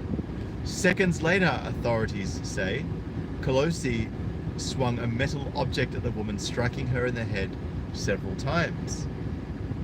The woman told the boy to run for help, and Colosi began to follow the child, but then ran to her car and fled the area. Santa Barbara County Sheriff's officials said. Detectives later learned that Colosi had chartered a private jet that departed Lompoc Airport shortly before 11 a.m. to Glacier International Airport in Montana.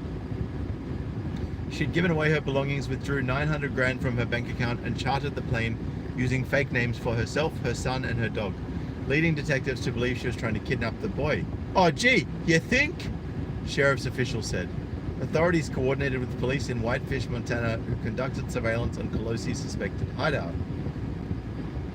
3 days later, the detectives in Montana arrested her after she left the property in a cab.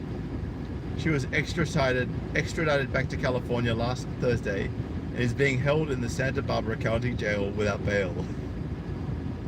We've got another hot or wall coming up, by the way. She was charged Monday. Colosi is facing attempted murder, assault with a deadly weapon, attempted kidnapping, and attempted child stealing charges, all felonies. She's also charged with a misdemeanor count of violating a court order and possible sentencing enhancements on allegations that she inflicted great bodily injury and used a deadly weapon in the scheme, according to court records. Brace yourself for the hot or wall, brothers. Colosi is a licensed physician in California who specializes in orthopedic surgery and oncology, according to the state medical board. She was also credentialed to practice in Oregon until late last year when her license expired. All right. I hope you have a vomit bucket ready.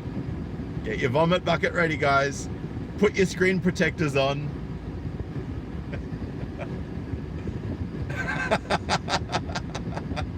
Hot or wall? Hot or wall?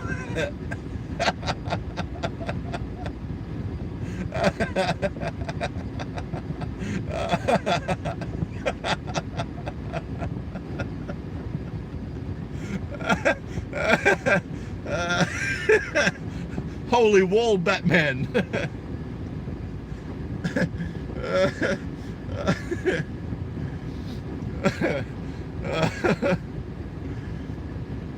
Oh. And I've got a new article for you. Mum accused of breaking into Woolworths on Christmas Day and stealing presents donated to firefighters before crashing into a house during a police chase. Now,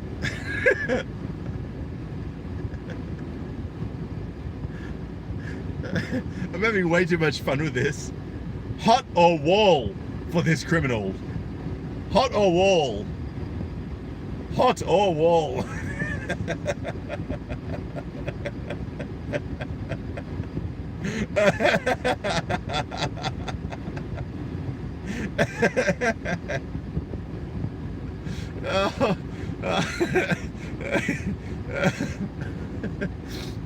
Oh man, that's so you can't make this shit up. I swear to God.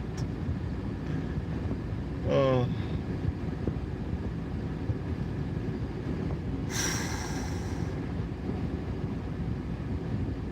Right. A woman who allegedly stole 2 trolleys full of donations for firefighters and led police on a high-speed chase will spend at least another week behind bars after her bail was rejected. What did she expect? Josephine Trask allegedly broke into the Woolworths supermarket in Western Sydney at about 3:40 p.m. on Wednesday and stole food, SIM cards, and a trolley of food and drinks donated to the Rural Fire Service. This 37-year-old then allegedly escaped with a 48-year-old man and drove without a license while leading police on a car chase. The car hit a fence shortly after and the couple was arrested. Alright, so this is not a hot or wall, guys. Alright, I'm just gonna share with you this photo. So there it is. Rural Fire Service donation. Empty trolley where all the stuff she stole used to be. Trask appeared in Parramatta bail court on Thursday, charged with break, enter and steal, as well as negligent driving. Yeah, and what about police pursuit? Evading police pursuit? Yep, she wasn't held accountable for that one. Police prosecutor Lisa McAvoy told the court Trask shouldn't be allowed on the streets as she endangered other people's lives on Christmas. She is unlicensed. That means she does not have a right to be on the road. So she was driving unlicensed as well. So she's not being charged with evading police and not being charged with driving unlicensed or uninsured. Right, because you're not insured if you're not licensed. It's just a few misdemeanors. My God. She failed to stop for police to the extent that POWR, which is basically the police air department, so they had to get helicopters out to follow this chick. The prosecution has a strong case with CCTV footage of the break and enter also. Trask began weeping in the dock and shouting in an attempt to explain herself. Oh, but let me explain myself. I was forced to steal all that stuff from the Rural Fire Service because I had a tough childhood, so I was forced to steal. Vagina pass, please. Her legal aid, which is basically government-funded solicitor, and Magistrate Daphne KOK, or Daphne Cock, requested Trask compose herself while she tried to explain herself. I was depressed for a little while and the older man came along and sort of led me astray, she told the court. Oh, so it's the man's fault, the older guy that you wanted to sit on the dick of. It's his fault. Got it. Ms. Cock refused Trask's application for bail due to the severity of the charges and will reappear in the court via video link on January 7th. The man charged with possessing a restricted substance was granted police bail to face Blacktown local court on February 3rd. There were nearly 70 bush and grass fires burning across the state about midday on Thursday, with 28 yet to be contained. Firefighters are embracing for a week of hell as temperatures are expected to reach 45 degrees over the weekend.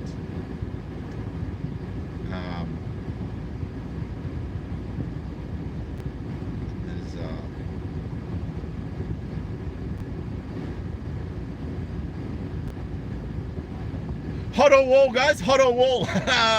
You didn't even have time to look away. Man, I'm gonna have you guys suing me for screen repairs soon from all these cracked screens.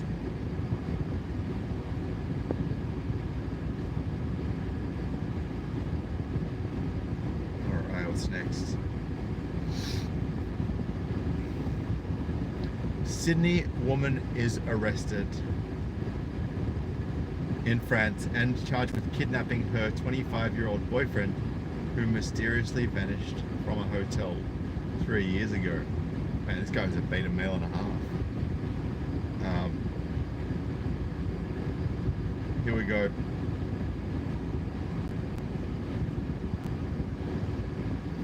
You know the drill, guys. You know what to type. This is the lady who kidnapped her 25-year-old boyfriend 3 years ago. Unbelievable. So this story goes, she's obviously fled to France, and an Australian woman who's been arrested in France over the disappearance of her 30 years younger lover, who has not been seen in 3 years. Samba Wijastuti, I think she's Indonesian, perhaps. I could be wrong. I apologize to any of my Indonesian brothers if I'm wrong.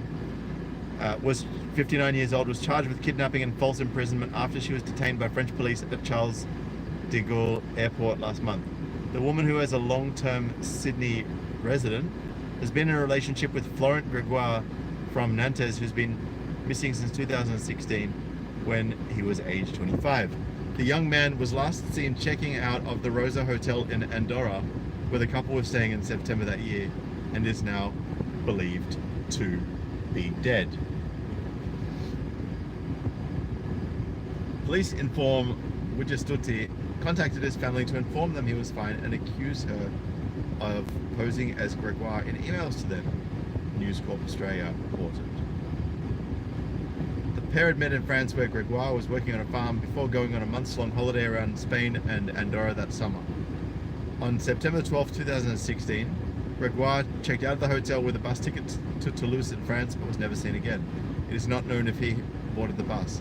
His loved ones began to grow concerned after he failed up to show to a family wedding that month. They finally traveled to Andorra in October to meet Wijastuti, who allegedly told the family she returned to their hotel room one day to find he had left. She also said she had found traces of blood in the sink, a claim hotel staff could not confirm. The hotel manager told the publication the two appeared to be a normal couple who are often seen going out in hiking gear. Here's the thing. If she'd found traces of blood in the sink, surely she would have called the police if he disappeared. Surely. Just saying. The woman would talk to me using a translation app on her phone, but it was usually just to say hello or something like that. She spoke in English to the man, the manager said. So, selective translation. Police did not believe Wijastuti was a suspect in the early stages of their investigation, and initially concluded Gregoire had left on his own volition after a bus company confirmed he had bought a ticket to France. After the man's parents went to the police with their concerns, authorities planned to detain Wijastuti next time she returned to France. Wijastuti has been locked up in a French jail since November 30th. Her lawyer told French media his client did not have any previous convictions, and the experience has been very painful for her. Trump 2028, motherfuckers. And 2024 and 2020. It's gonna happen.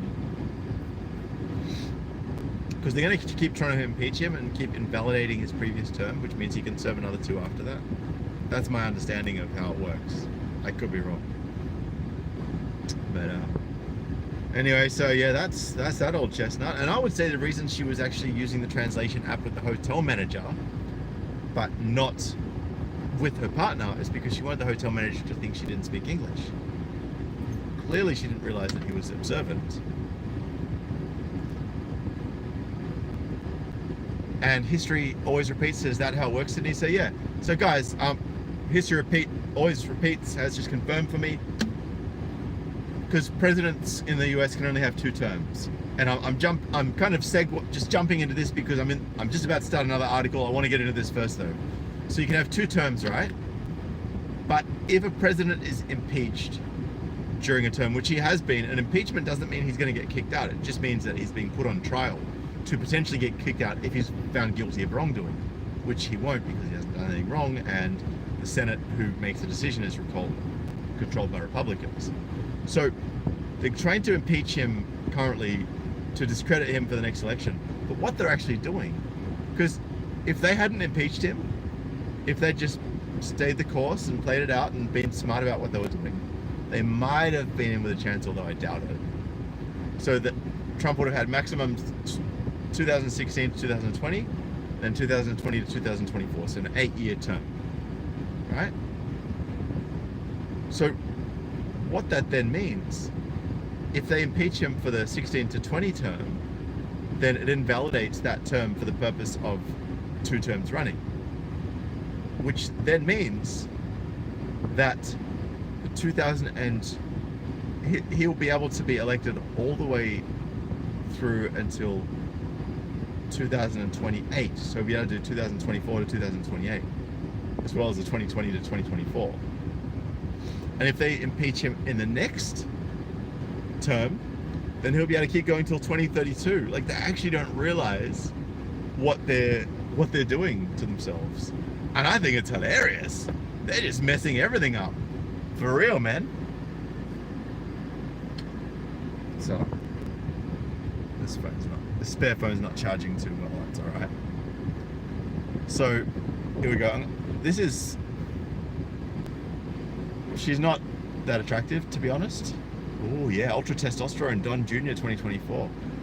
Yeah, I see it.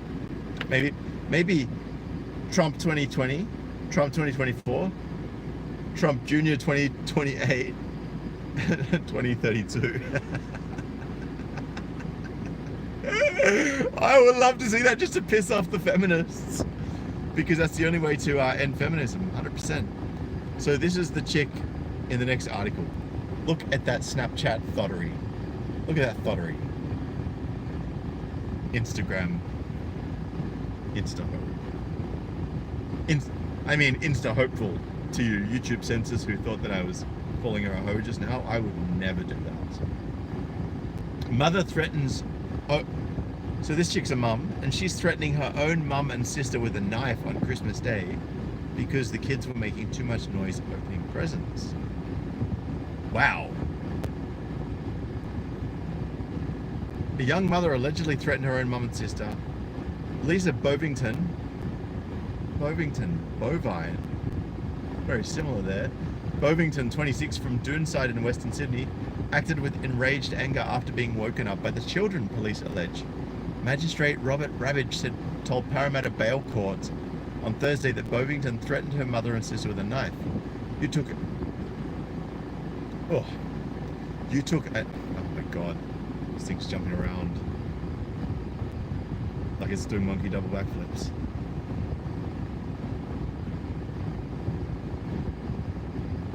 Okay. You took a knife to a family member because the children had opened their presents while you were asleep, Mr. Ravage told the court, according to the Daily Telegraph. Yeah, it's not about you, bovine lady. You were sleeping throughout Christmas morning where children are excited. It is to be expected that they were making noise. Yeah. Police also allege Bovington destroyed her mother's ceramic leopard figure worth $50 before leaving the home at around 11:40 a.m. But she was later arrested at Blacktown Police Station while reporting to officers over a separate bail condition. Bovington's bail application was formally refused and she will remain behind bars until at least January 6th. She was charged with 2 counts of stalk and intimidate to cause fear and using weapons with an intention to commit an indictable offence. Bovington will appear in Blacktown Local Court on January 6th. Her arrest was part of a police blitz on domestic violence over Christmas. Well, imagine that! A woman getting arrested for domestic violence. You know, trying to stab people with a knife. Trying to harm her own mother, her own sister. No men in the house, but yet there's still, you know, knife crime going on. How's she going to pin this one on a man? Officers were called to 2,047 proactive domestic violence related jobs. So that means they were trying to prevent it before it happened. And 1,004 apprehended violence order compliance checks.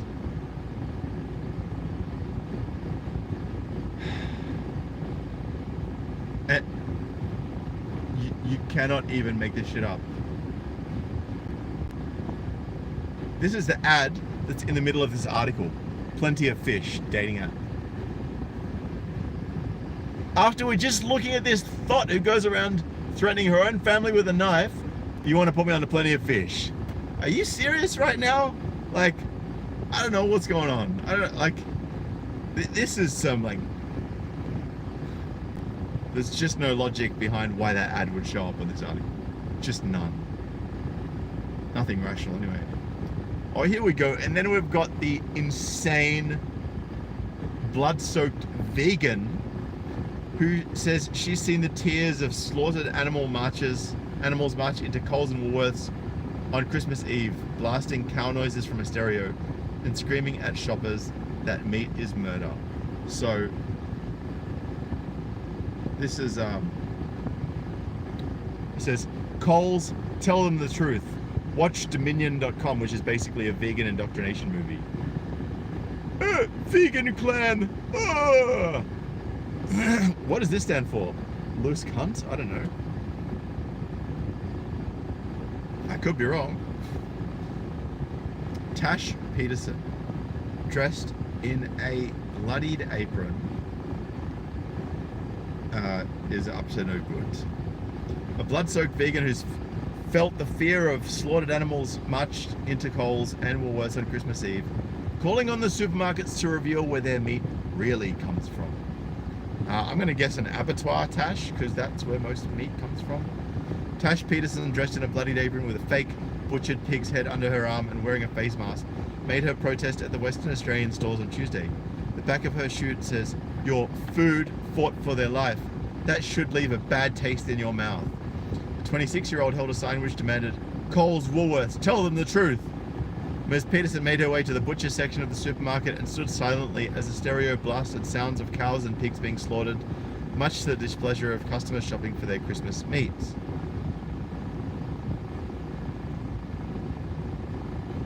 The vegan activist then went to stand in front of the ham section at Coles, removed her face mask and began yelling at shoppers.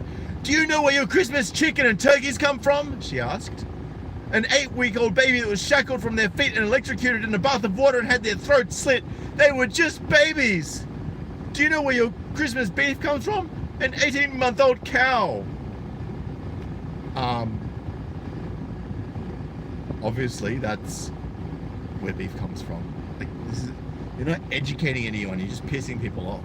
You're just making them want to buy meat. Shoppers walked past Ms. Peterson while some grabbed their baskets and trolleys to get away from her. Someone could also be heard telling her to shut up, while others asked her and the photographer to stop. "It's disgusting." Ms. Peterson continued to launch her protest, saying she knows the torture the animals experience and felt the fear they went through in slaughterhouses. "I've been to slaughterhouses, I've seen their tears, I've felt their fear, and I've seen and heard them screaming for their lives," she yelled.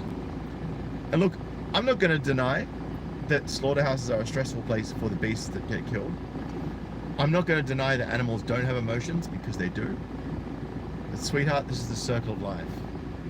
If you put a cat into a field of wild dogs, watch how much those wild dogs care about that cat's feelings. This is evolution.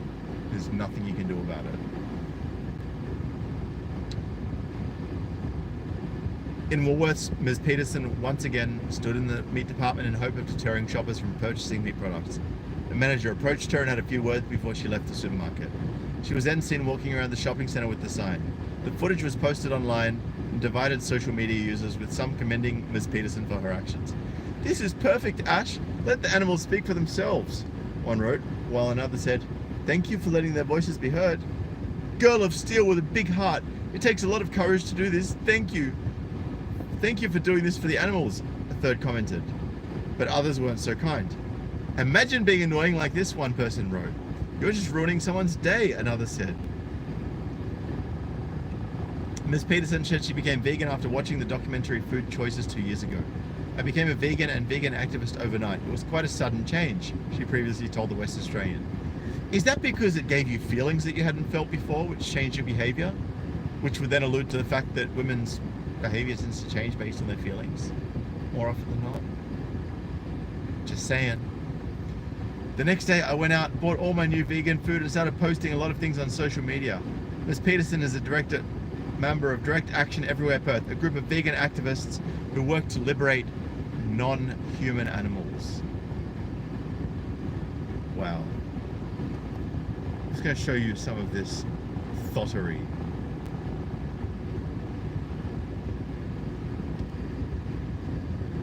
Fake tan, check.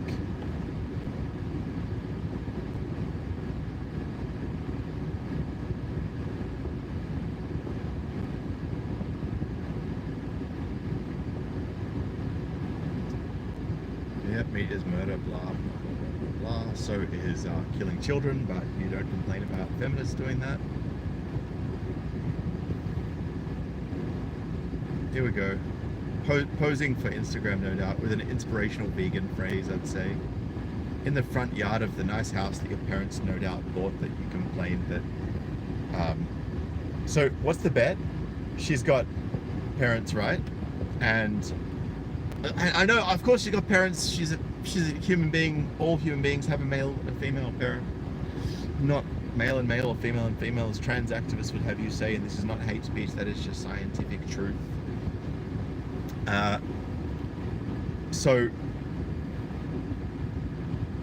what's the bet? She's got an old, white, straight, male father who most likely provided this house for her. But yet she's now railing against the patriarchy. What's the bet? What is the bet? I would put money on that, honestly. Here we go. And we got another pussy pass. So for those guys just tuning in, I'm basically just going through a review of the last couple of weeks, a bunch of articles that I've come across of women behaving badly over the festive season, and articles that are just coming out all over the place, showing women being violent to other women, killing other women, trying to stab other women, killing their children, assaulting police officers, getting off lighter than men for the same crimes, all that stuff. Mother who admitted killing her own baby walks free. Sophia Nikat, 24, was on Thursday sentenced to a 12-month community correction order after earlier pleading guilty to infanticide, or as it's actually called child murder. Infanticide over the April 2016 death of her daughter, Sanaya Sahib. In the unusual circumstances, you've already served 529 days of pre-sentence custody, Victorian Supreme Court Justice Lex Lasry said. Nikat served 529 days of pre-sentence detention after being charged over Sanaya's death before she was released on bail in September. The maximum prison sentence for infanticide in Victoria is 5 years. Prosecutors had pushed for a jail term, but her lawyers said a non-custodial community corrections order was appropriate given Nikat's mental state. Victorian Supreme Court Justice Lex Lasry said he accepted evidence from a psychiatrist that Nikat was depressed when she suffocated Sanaya and threw her body into Darebin Creek. I wonder if that's the same as Darebin Council. Oh yeah, because Darebin Council is the same one where the feminist mayor cancelled Australia Day because it was Invasion Day, apparently. So it's basically social justice county. Since I accept the psychiatric conclusions, I will sentence you on that basis, he said. Nikat was originally charged with murder, but this was downgraded because of her depressive disorder. So basically, if you're a woman and you claim to be depressed, if you claim to have had a tough upbringing, if you claim to have had a hard childhood, if you claim to be upset, if you claim to have any sort of mental condition, whatever, you will get a pussy pass. That's basically the status quo. That's how it works. That is what is being practiced and working for women all over the place, left, right, and center. On April 9, 2016, the day before my birthday actually, I'm April 10, she told police a barefoot man of African appearance who smelled of alcohol had snatched Sanaya from her pram while they were at a Heidelberg West Park. The Fijian-born woman later admitted she took the infant to the park and played with her before suffocating Sanaya until she stopped moving. A family who joined the public search found Sanaya's body in Darebin Creek, and Nikat admitted what she did 3 days after the killing. So she told police an African guy stole her baby and took her baby away. But really, she killed it and dumped it in a creek. Right? If that's not dodging accountability and putting the blame on someone else who didn't do the wrong thing, I don't know what is. It is a tragedy for you and everyone connected with your family, Justice Lasry said. I accept the way you acted after you had killed Sanaya was consistent with your irrational mental state. Outside court, Sanaya's paternal family said the sentence was unfair. Our justice system has really failed us today. We've not had justice for her death, Zara Sabib told reporters. We're expecting something, and I don't think it's fair that we've lost a little girl. I don't think it's fair either.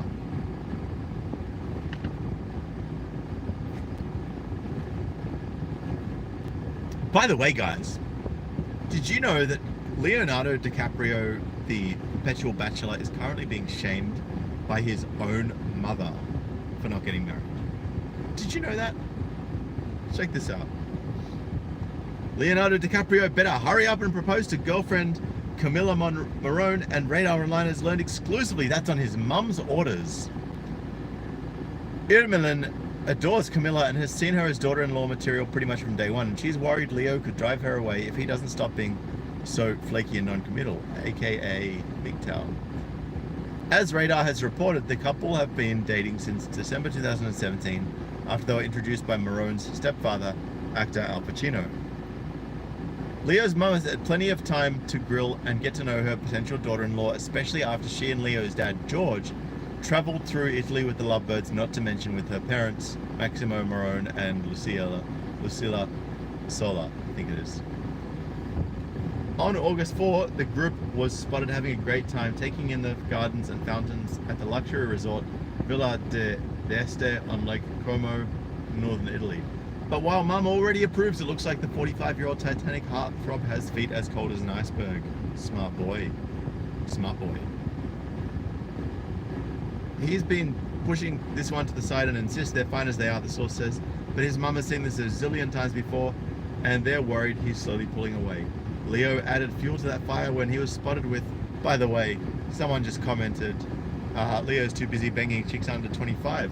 Well, funny that Leo added fuel to the fire when he was spotted with supermodel Kendall Jenner, 24, under 25, at a club in Miami. According to hip-hop artist and eyewitness Gage, Kendall and Leonardo were flirting for hours on Wednesday night, December 4th, at Ultra Club 11. They were all sitting in a booth for like 2 to 3 hours at Club 11. They were drinking, talking, flirting. They were light touching each other, laughing while drinking, touching each other's hands and shoulders. The flirting, innocent or not, is something that worries Leo's family and friends.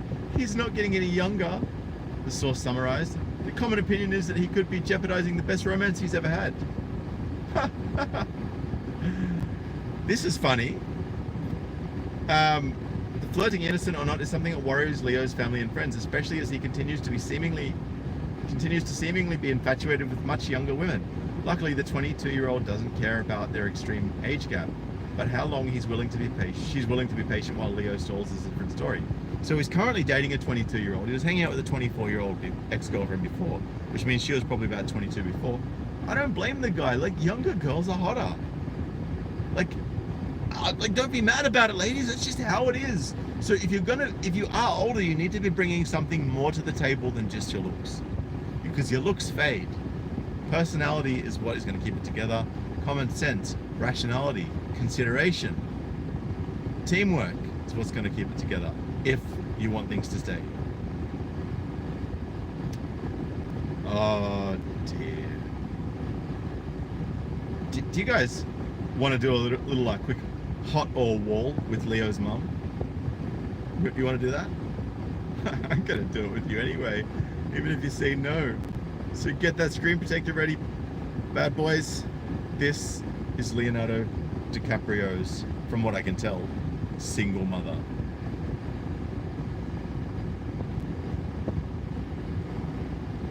Don't say I didn't warn you guys. Don't say I didn't warn you. I gave you plenty of advance warning.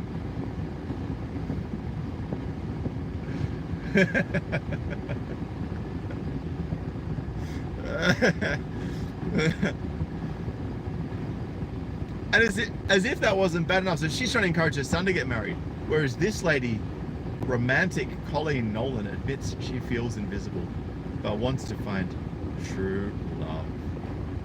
Ah, isn't that sweet? What's going on, Colleen? Oh, guys, let's watch the video.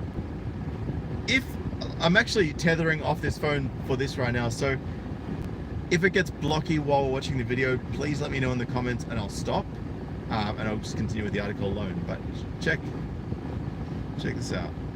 Let me see if I can full screen this bad boy. No, we got a Nintendo Smash Brothers ad first. See, this is the thing about live videos.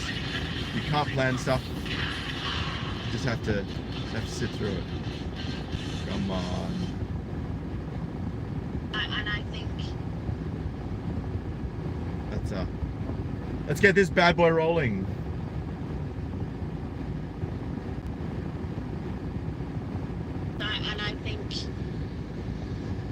I but I don't necessarily think I'm fanciful. Oh, hang on, you won't be able to hear that because I got my headphones on. Let me just necessarily. I'll scribe for you. Like I'll read out what you're saying. Because I think I'm everyone's mate. I think I'm everyone's mate, but I don't necessarily think. And that's my own issue. So I think he'll turn around. And that's my own issue. Oh, she's the funny one. So I think he'll turn around and say, well, she's a funny one, but she's not necessarily attractive or sexy or. Because I don't feel those. Because I don't feel those things. But I think that's the age I'm at. But I think that's the age I'm at. I feel a little bit invisible right now. I guess because we live in a society where it is all on social media, it does affect you, because you think. She's like, oh, we're in a society where on social media it does affect you. Anything like that kind of worries you. Is that what all men are looking for then? So that makes me think. She goes, it kind of worries you. Is that what all men are looking for then? Oh, hang on. Is there a reason why? I guess because we live in a society where it is all on social media, it does affect you, because you think, well, I don't look anything like that. I don't look anything like that. Kind of worries you. Is that what all men are looking for then? So that makes me think, no guy's ever going to fancy me. Do you know what I mean? So I don't know. So if looks are what, she's realised that if looks are what guys go for, it makes her realise that no guy's ever going to fancy her. Now I'm sorry that was kind of like a little bit awkward to do that little video thing with the audio and stuff, but you know, we got the message across. But a lot of these are the type of women that are going to start to warn younger women not to wait until it's too late. So Colleen has said that despite describing herself as a romantic, she now feels invisible but is determined to find her true love. The Loose Women star, 54, took part in Channel 4's Flirty Dancing Tonight as part of Stand Up to Cancer. In the program, participants learn a dance routine but only meet their date when they perform it together for the first time. Ahead of the date with property manager Kevin, Colleen admitted to host Ashley Banjo that she didn't feel fanciable anymore and described herself as invisible. Colleen announced that she was splitting from second husband Ray Fensom in February and has been dating but struggled to find her next love. So she split from her second husband, hoping she's going to find a third husband. And she's wondering why guys find her invisible. Wondering why. Just wondering.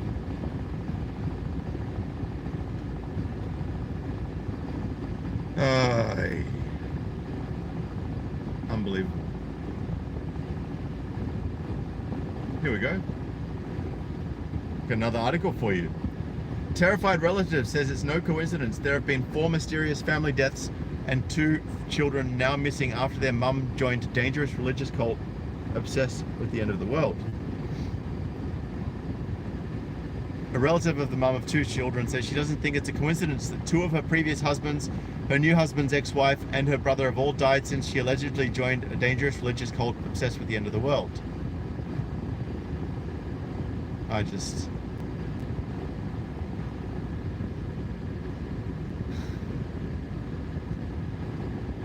Unbelievable, man. Seriously. I honestly don't even think that I need to read out of this article, guys. I'm gonna show you this is the title of this headline. All right, terrified relative says it's no coincidence that there have been 4 mysterious family deaths and 2 children now missing after their mum joined dangerous religious cults obsessed with end of world. The reason I'm struggling to read that is because on my screen it's actually backwards, so I'm actually reading a completely flipped thing. Kitty Gold says, I bet her weight had a bit to do with the divorce. Yeah. I wonder how that might have impacted their physical connection. But you know, here we go.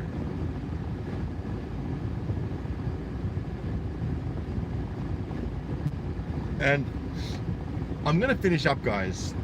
Look, I've actually got a handful more articles, but I think that this is about a good number. We just hit over 2 hours. Just really want you guys to understand the potential for dangerously bad behavior from women, and just the the havoc that they can actually wreak on their lives if you don't heed the red flags in advance, and you don't say no, and you don't set the boundaries, and you don't respect yourself. All of these things are very, very important. So,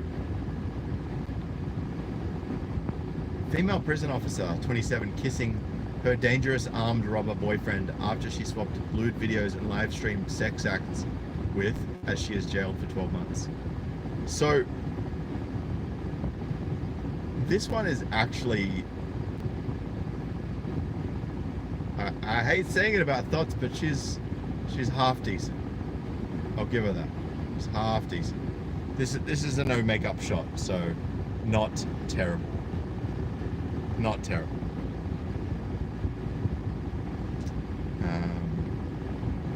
And this is a with makeup shot.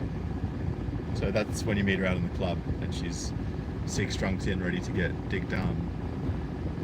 Potentially by someone that she's not attracted to and she's not drunk, in which case it's going to likely end in a Me Too allegation. But that's none of my business. Asia Gunn, 27, sent or received. A female prison officer has been jailed after she had a passionate affair with a dangerous inmate, sending him explicit videos and taking pictures of them kissing in his cell.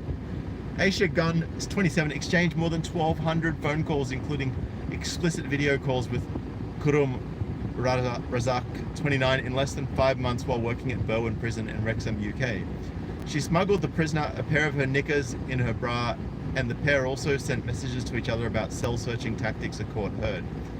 Pictures from the psychology and criminology graduate's phone show her hugging and kissing the convicted armed robber, who is serving a 12-year sentence in his cell. Prosecuting at Mould Crown Court, Simon Mills told the hearing Gunn sent her bank details to an associate of her prisoner lover, and £1,500 was subsequently put in her account. Gunn of Pantlas, Wrexham, previously admitted misconduct in public office between July and November last year and was sentenced to 12 months today.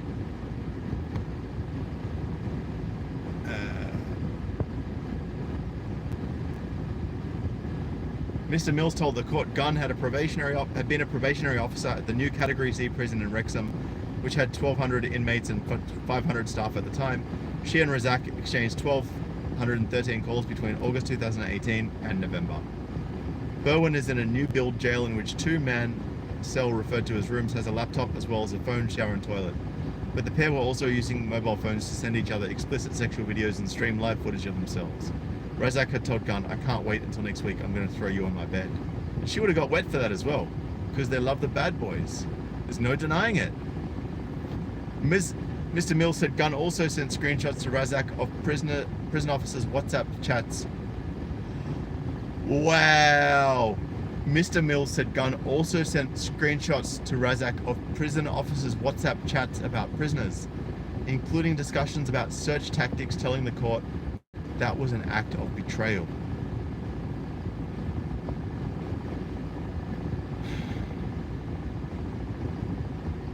She began working there shortly after the prison opened in February 2017 and had training included in security awareness and corruption prevention. Yeah, she failed that training. There was conditioning training to make officers aware of the risk of prisoners trying to compliment and later exploit them, as well as warning posters. But Mr. Mills said the pair weren't being particularly subtle about their inappropriate relationship. Colleagues of Gunn's noticed the time she spent with Razak, including long periods inside his cell. After numerous reports, an internal investigation was launched and his in-cell phone examined. Razak had added a Keeley Mason to his contacts list and made regular calls to her from September 2018. The calls were intercepted and Gunn's voice recognized. The officer also bought clothing for Razak and placed a bet for him. After she appeared before the magistrate, she had posted press photographs of her onto her own Instagram account, apparently reveling in the situation. Peter Hunter, defending, said she knows what she did was wrong. Gunn had been in a 4-year relationship when she joined the prison service. Her boyfriend also joined the service, but he cheated on her with another warder and Gunn became depressed. There was no financial gain by Gunn, the lawyer maintained. Some 17 months later, she was in a period where she was at the bottom in the world. Someone showed her affection and stupidly she accepted it. She is remorseful and ashamed. The group chat messages weren't made public by her, Mr. Hunter said. She fears what will happen in custody. Judge Nicholas Parry told Gunn, this case is all about breaching trust and you were the person trusted. So, blah, blah, blah, blah. Highly sexualized. Razak must serve a consecutive 8 months jail after he pleaded guilty to possessing a Garmin smartwatch and a mobile phone in jail. And, I mean, look, he's already in jail. He just got an extension on that. Obviously, he was always going to get in trouble, but she's the one who should face the brunt of it. Here we go. This is a picture of them kissing in his jail cell.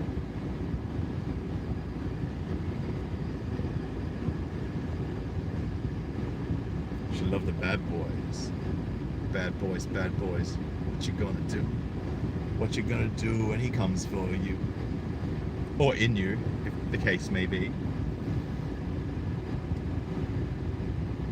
And by the way, now that the state pension age has changed, and 1950 women's where is it? State pension is forcing women to use savings, says activist. Oh gee, imagine having to use your savings. Fucking, isn't that kind of the point? Whatever. People are so dumb. Like, man, I actually feel like I'm giving myself a headache over the course of this video from reading all this dumb shit. This is crazy. Let me what was it? And they got, I'm trying to remember the name of the guy. Yes, that's the name. I'm gonna find this one. I'm gonna finish up on this one.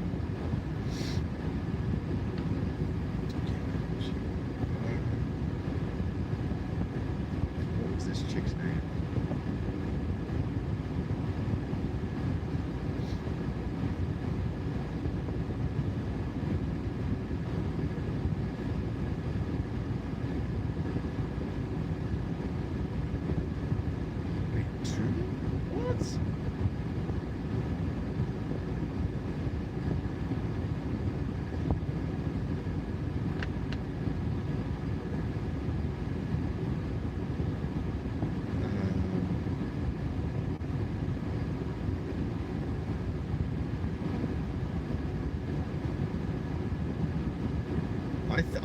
I'm just like, guys, what am I actually looking at here? By the way, thank you to Daniel Corica, one of my long-time subscribers. I appreciate you, mate. He says, here's £5 for kangaroo food or whatever you spend money on. Thank you for that $5 donation, brother. I appreciate you. I really do. Very kind of you. So, Caitlin Gray, let's find this thought. So basically, Caitlin Gray was a chick who accused a guy called Kenan Basic of... Oh, here we go. This is happy news. Caitlin Gray sentenced for knowingly making a false statement about Kenan Basic, who actually stopped on the side of the road and fixed her car for her, which she broke. And well, let me just read this to you. A young woman sentenced today to 9 months in jail for accusing a man of indecent assault has been granted conditional bail. It's about time for lunch, I think. Now, remember how I said that she's 20 years old? 20 years old, right? Thinking maybe she's good looking. Hot or wall, gentlemen? This is a 20-year-old Australian woman, and they wonder why we prefer Asians and European women. Hot or wall, 20-year-old Australian woman, and they wonder why they're single. So, let me just get into this. So Caitlin was sentenced to a non-parole period of 5 months earlier today after she pleaded guilty to claiming Sydney dad Kenan Basic stalked and indecently assaulted her after he helped her with his damaged car. With her damaged car. In sentencing earlier today, Magistrate Glenn Walsh ordered Gray to serve 9 months in jail and lashed the 20-year-old for wanting vengeance. Gray's legal team immediately launched an application for release on appeal. And after spending 2 months in the cells beneath Bankstown Local Court, the 20-year-old was released on strict conditional bail. Gray has spent a few hours in police custody, and she's aware that if allowed conditional release, she has a jail term hanging over her head, and any breach of that would further add to her sentence. Gray's lawyer, Ellie Straw, told the court. Magistrate Elks, who heard the application for release, took into account Gray appearing on every occasion she was supposed to and her strong community ties. Strong community ties? What? To community ties to people that she's accused falsely of shit? Come on. I form the view there is a reasonable prospect of success on appeal, Magistrate Elks said. Bearing in mind her strong community ties, she hasn't shied away from court. I'm prepared to grant conditional bail. She'll be required to live with her mother, not her father, I note. Single mother. I called it first. Report on a daily basis to Narellan Police Station and put up $2,000 surety. Her appeal will be heard in the district court, where her lawyers are expected to argue for an intensive corrections order, a jail sentence served in the community. Earlier today, Gray was silent as she was taken into custody, by corrective services officers at Bankstown Local Court. That was their misprint, not mine. I just read it as it was. She wore a white knitted jumper, black jeans, and a pair of black slides while being sentenced for claiming Mr. Basic followed her in his car, touched her breasts and vagina, and asked her for sexual favors after he spent more than 2 hours fixing her damaged car at a Western Sydney petrol station. Gray's mother sobbed in court as her daughter handed her jewelry and told her everything was going to be okay. Mr. Basic, 36, lost his job, was served with divorce papers from his wife, and spent a week in Silverwater Jail in Sydney's West after he was accused of the horrific crime on November 22nd last year. So guys, don't help women on the street, because you could end up being divorced by your wife, losing your job, and spending a week in jail. Or worse. That's a good outcome, actually. Gray initially claimed the father of one lunged at her and grabbed her breast and vagina after she refused his advances as payment for helping with her car. She then claimed he helped stalk her through the streets of Western Sydney before she called her boyfriend, who reported it to police. 7 days later, Gray admitted to making the whole thing up. She has never explained why she did so. Well, she actually has, and I'm going to share that with you in a moment. In sentencing today, Magistrate Walsh lashed Gray for her ongoing lie and taking away Mr. Basic's liberties. The offender had the opportunity to limit the damage from false allegations on numerous occasions, Magistrate Walsh said. She did not take the opportunity to limit damage. Magistrate Walsh did not accept submissions from Gray's lawyers that her depression at the time of the offence was related to her constant lying. See what I mean? See what I mean? Right? Depression. I was sad. I had a bad upbringing. I was abused. No, give me a vagina pass. Fuck out of here. She wanted vengeance due to what she perceived of Basic's behaviour. So it's not what actually was his behaviour, but what she perceived to be Basic's behaviour. Magistrate Walsh acknowledged Gray's letter of apology to Mr. Basic, that she was 19 at the time of the offence and that she'd been seeking psychological help before the offence. Well, she probably wouldn't have needed so much psychological help if she had a father in her life. Thanks, Grandma, for nothing. She is fearful as to the outcome of the proceedings, which has caused her anxiety. Oh, poor Diddums is afraid of being in trouble for doing the wrong thing. That's kind of what happens when you fuck up that bad. And continue with it. I accept she is contrite and sorry, he said. Sure she is. If Gray's appeal fails, she'll be released on parole in January after serving 5 months in prison. Earlier this week in sentencing submissions, the prosecution said Gray's lie was an offence that strikes at the heart of the judicial system.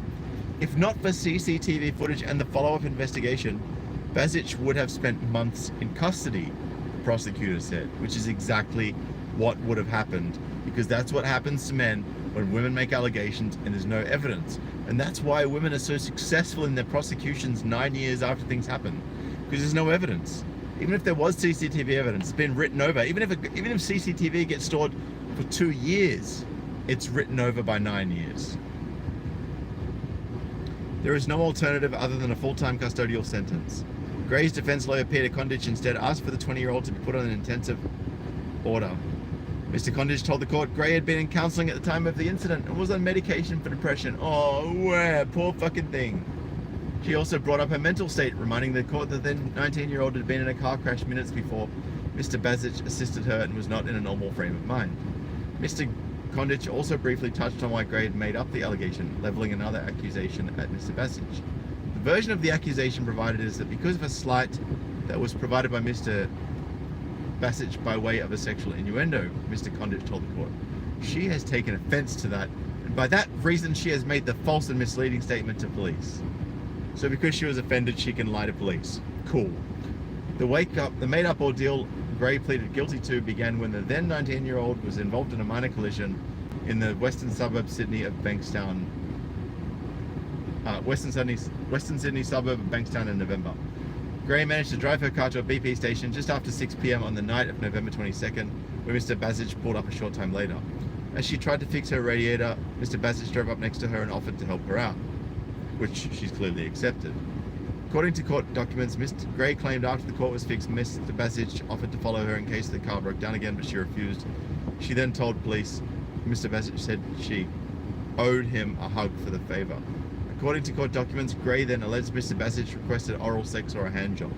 Bullshit. Again, she declined. Mr. Basic was accused of following her before the teenager's car overheated and she was forced to exit the vehicle and lift out the bonnet.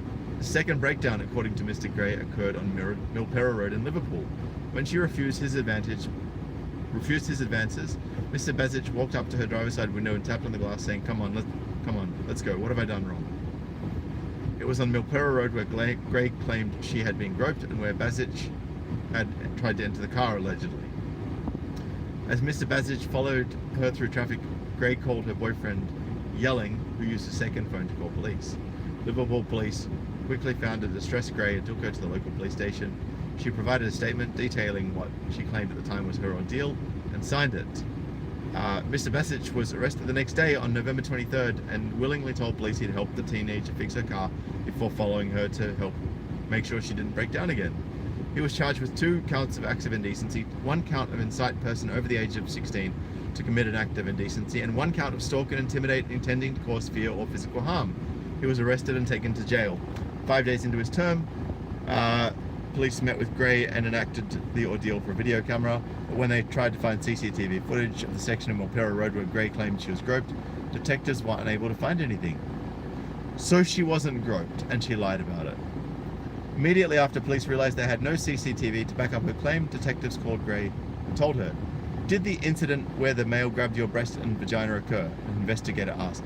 "Yes, I have no reason to lie," Gray responded. Police questioned her again on November 29, where they made it clear to her a man was languishing in jail because of her allegations. "Are you lying?" the investigator pushed. "Yes," Gray responded. Now, this is the typical mainstream media, right? I'm just going to share something with you guys. Take me a second to find this again quickly. I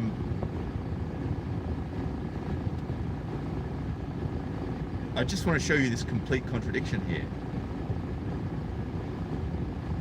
So 7 days after making up the lie, Gray admitted to making the whole thing up. She has never explained why she did so. Yet here, it does explain why she did so, much further down in the article. Much further, as a matter of fact. In fact, most people wouldn't even get to this bit.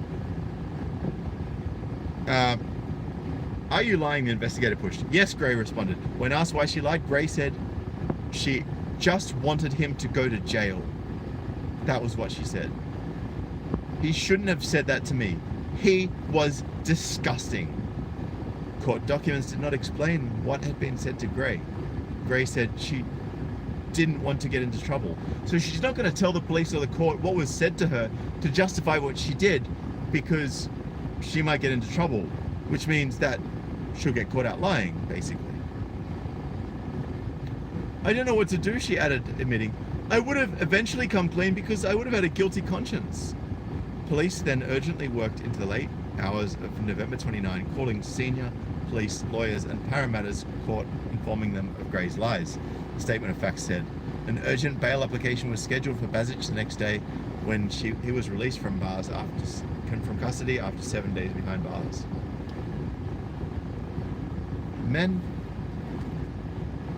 do not stop anymore. Don't help women. And if you do stop, make sure you have a body cam on you. Just start selling them, for God's sake. Make sure you smash the thumbs up if you haven't already, guys. It really does help these videos to get trending. I just want you guys to understand how dangerous women are when it's their word against yours, when their feelings prevail over the facts, right? When you're in a domestic situation with them. It's like, oh, so why shouldn't I get married? Well, you can take all my shit after you lie about it. You can have me thrown in jail. You can divorce me with no penalty. You can get child support because you make false allegations.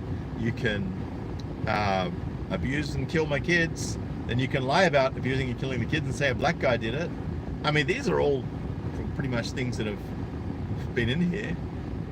And, you know, look, we all came from women, right? We all came from a woman. Trans activists are going to get mad at me about that. I'm saying that, but whatever, it's true. We all came from women, yes.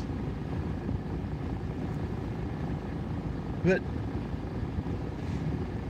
if I came from a woman who was abusive towards me, who was abusive towards my father, who used him for money, who tried to attack, you know, her siblings for the kids being noisy on Christmas morning, what kind of life is that to lead? Thanks to feminism, that's exactly the type of women that we've got going around. And look, there's still plenty of really genuine women. There's still plenty of attractive women that look after themselves, that actually know how to be a partner to a man. But unfortunately, there's far too many more. There's far more that don't understand how to be a good partner than do. That's just the reality of it. So, ladies, don't come to me and say, who hurt you? It's like, well, it'd be you if I dated you. You'd be the one hurting me. So don't come to me and say, who hurt you? Don't come to me and say, oh, but you know, if you love her, you'll get married to her. Because if she doesn't love me, she can leave me and fuck me over. Don't come to me and say, oh, but you know, you need to man up because you need to woman up and make me a sandwich. Just saying. Shannon Robin says, does anyone know where to get mini mics and body cams? Shannon, I'm actually going to try and find some good ones and start sourcing those, because I think you guys need to actually get your hands on them. Honestly, like, that's just the truth. That's just how I feel about it. So let me see what I can do about that. And you know, if you're following my channel, if you're not following my channel, if you're watching this right now and you're not a subscriber, hit the subscribe button. Make sure you hit the bell next to the subscribe option and select all, so that YouTube doesn't get to select which of my videos you see and which ones you don't. Given that they've demonetized my entire catalog of almost 500 videos, maybe even more by now, I don't even know. I've lost count, right? That could very well, yeah, as if they're going to recommend my videos. You guys know there are a bunch of feminists and social justice warriors over there at YouTube. And there's a couple of undercover brothers that are too scared to speak out because they're going to get screwed over if that happens. Anyway. Guys, it's time for me to eat. I've been here for 2 hours and 30 minutes already. I'm actually pretty knackered right now, so I'm going to go inside and kick it and chill out. You know, just hang tight. So make sure you subscribe, make sure you smash the thumbs up, make sure you share this video. Thank you to the gentleman, Daniel Corica, and don't remember your name specifically. I know it starts with an A. I'm just going to scroll through and find it while I'm talking. Ah, here we go. There's the color. Daniel Corica and Umair A. Appreciate your donations, brothers. Guys, if you do want to donate, I've got an American Australian account. All funds that go into those accounts will be used specifically towards creating content, towards advising you guys what's going on. I don't use it for any personal stuff. It's for equipment, it's for data costs, it's for you know, petrol to get to and from events that I'm recording at, all that sort of stuff. So I appreciate you, man. If you want to get in contact with me, just flick me an email to my email address at the bottom of the description section below, underneath the video. Have a very MGTOW break and enjoy your New Year's Eve and your New Year's Day. So yeah, thumbs up, share, comment, donate if you want to. Details are in the description below. I am going to be looking into some mini mics and some some body cams. Hopefully, to help you guys out and catch some bad behavior on film. Anyway, man, I appreciate you. Stay away from thoughts. Stay away from the red flags. Avoid intoxicated women. Do not date single mothers. And I'll catch you in the next video. Peace.